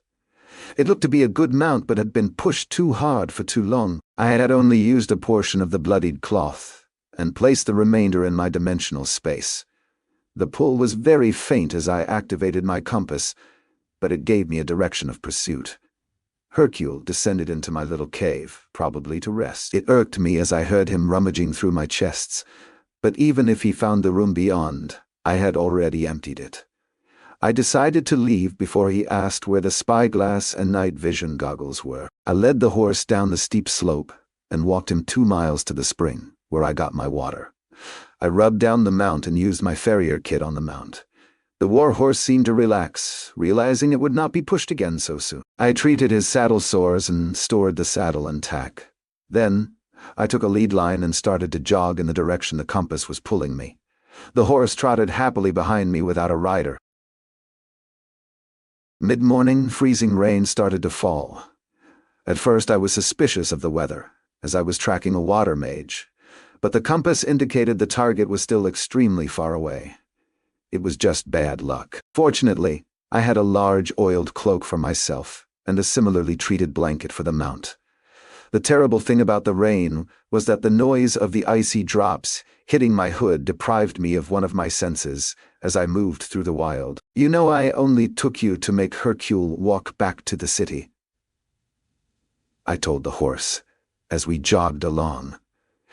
I usually name my mounts. How do you like Rusty? Your coat is reddish-brown and fits. The horse didn't seem very talkative today. I missed Ginger. She would have at least given me some response or nudged me for an apple. Soon, the ground was coated in a thin layer of ice, making it difficult to use my earth-speak spell form. This caused me to slow down and be more cautious as I moved south. My prey had at least a day's head start, and could be as much as 40 miles further south. They might have traveled even more if the mage had some type of movement ability, or if they had horses themselves. Hercule hadn't mentioned it. As the sun faded, the rain turned to icy droplets and the temperature dropped quickly. I pulled out my hound thermal stone and secured it under my hound jacket. When the sun disappeared, I put on my night vision goggles, channeling a constant thread of ether into them as I moved, and constantly wiping the lenses. Rusty was not happy with moving in the cold night, but I felt the compass pull slowly getting stronger. Rusty started pulling back on the lead, unhappy with the darkness since he did not have the same night sight. I either had to release the mount or take shelter until morning. I slowed to a walk and moved toward a rocky hill, looking for shelter for the night. Fortunately, I found a shallow cave just as the sleet changed to snow. Rusty was relieved by the shelter as I removed his horse blanket and used my Raelia's thermal stone to heat the cave. Snow accumulated a few feet away outside the cave as I rubbed Rusty down and made him comfortable. The warhorse grew much more comfortable as night settled in. We were sheltered, and I gave him some grain and an apple for dinner. I settled into the cave and fingered the blood compass. The strength of the pull remained constant, indicating my prey was resting too. Perhaps they were also trapped in the snowstorm. I took short naps at night and was annoyed by Centurion Sergius asking for a progress report. I wrote that I had moved about 50 miles southwest and was closing in. Rusty neighed early in the morning. It was still dark, but the snow was tapering off. The snowfall was about a foot deep, and I listened carefully. The crunching of compacting snow was distant but getting closer. "Quiet down, Rusty. Quiet down, Rusty." I rubbed his head reassuringly, and the warhorse calmed. The crunching slowly got closer and louder. Whatever it was, it sounded big. Rusty was tense, and his body language told me he wanted to flee. My mind was running through what large creature would be active during winter. A variety of giants were the most likely choice. I stepped out into the snow and used the spyglass to scan the woods. It only took me a moment to find the creature.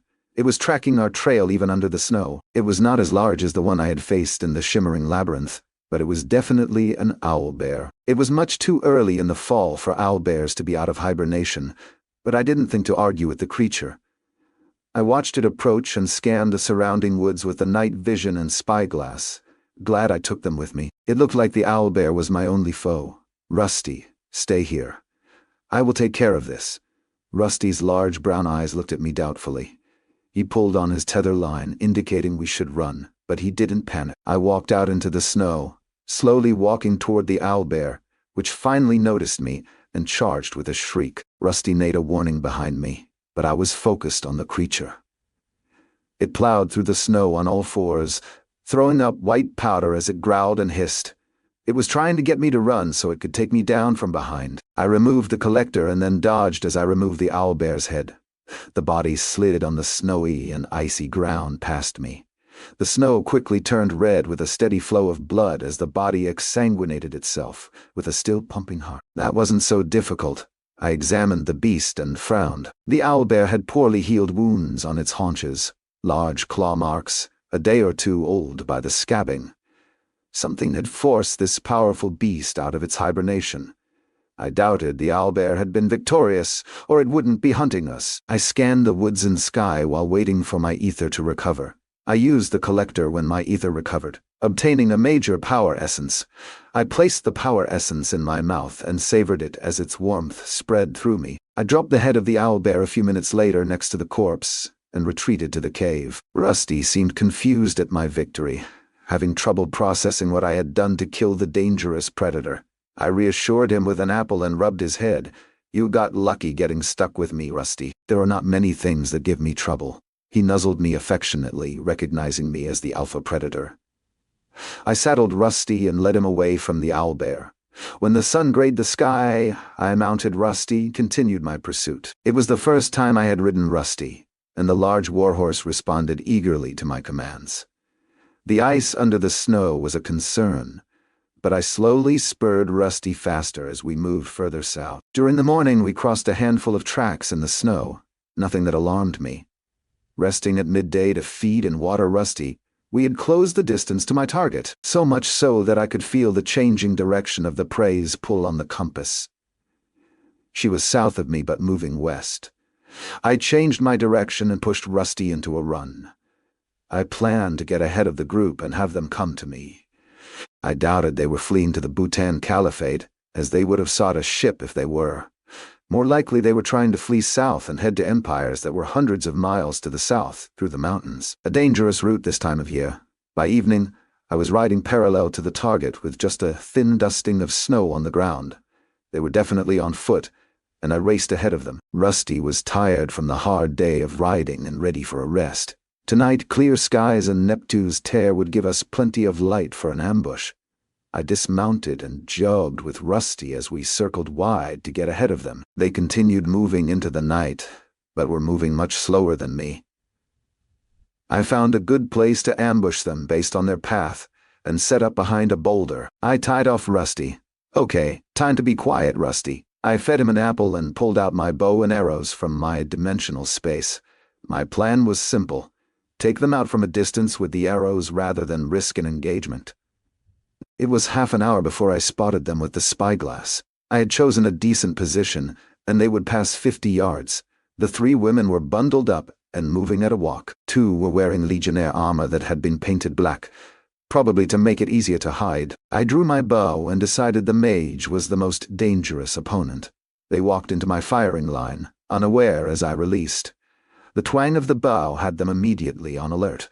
A blue screen flashed around the female mage, and I cursed. Of course, she had an ether shield amulet. I couldn't get one, but she had one. The hounds found us. One of the legionnaires barked, standing in front of the mage and looking for the threat. I pulled another paralytic arrow and targeted the legionnaire, knowing she didn't have an amulet. The arrow was on target but hit a protective bubble, stopping it. The minimal blue light of the moon made it difficult for them to locate me, but my 2 arrows gave them my general location. "How many?" the mage asked nervously. "Is it the same one?" the legionnaire responded, narrowing her focus on the rock I was using as cover. "Only one so far. It may be the same hound." Things started going sideways. The mage cast a hail of ice spikes at me, forcing me to take cover. The shards fractured on the rocks, echoing like shattering glass in the night. I could hear the pounding of feet as the legionnaires rushed my position under cover of the mage's hail of ice. I used Earth Speak to watch them approach. Rusty warned me from 50 feet away of the incoming danger. They were planning to come around both sides of the rock by their movements. One had a spear, and the other a staff. They moved in concert, and I reached into my pouch and pulled 3 pellets. I timed it to smash them into the frozen ground on one side while I engaged the legionnaire with the spear. I set an air shield on the ground and watched as she ran full sprint into it. To her credit, she turned the trip into a roll. My black blade was already coming down on her. I caught her wrist, removing her hand. She let out a low, angry, pained scream. The other legionnaire had charged through the cloud, and it had blinded her, but she had been smart enough to hold her breath but not close her eyes. Her staff swung where she expected me to be but passed through empty air.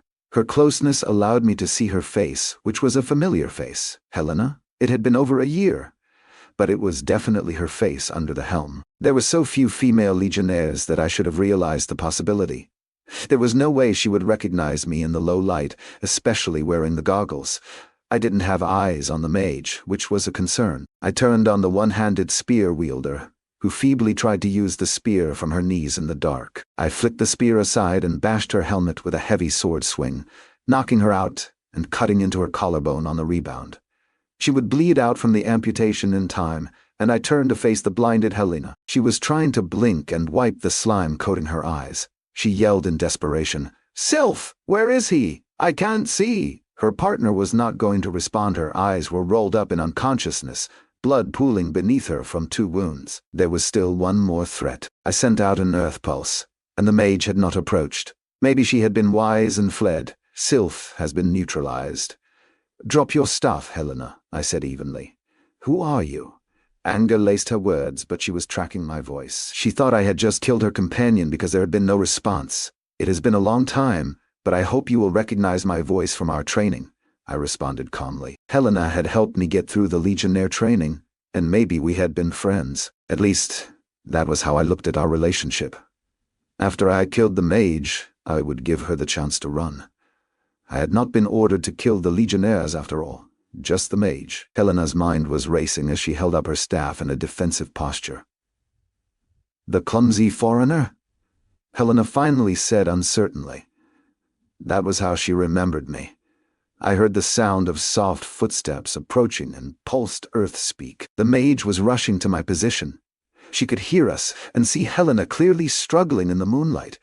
She must have assumed I was facing Helena and was going to surprise me from behind. As she rushed around the rock, I turned and was shocked to see nothing. My mind raced quickly, solving the riddle, and I pulsed Earth Speak. There was definitely someone there. Trusting my Earth Speak, I outlined the figure and sent it into my dimensional space. My aether bottomed out, indicating success. I had puzzled out that the mage had been using an invisibility spell form. It had fooled the night vision goggles, but couldn't fool my Earth Speak spell form. Helena was struggling to make sense of the lack of sounds around her and finally yelled, "Don't attack! Celine, I know the hound!" We might be able to reason with him. If Helena wanted to talk and reason with me, I was more than welcome to converse. I turned back to Helena and asked, "So, Helena, how have you been?"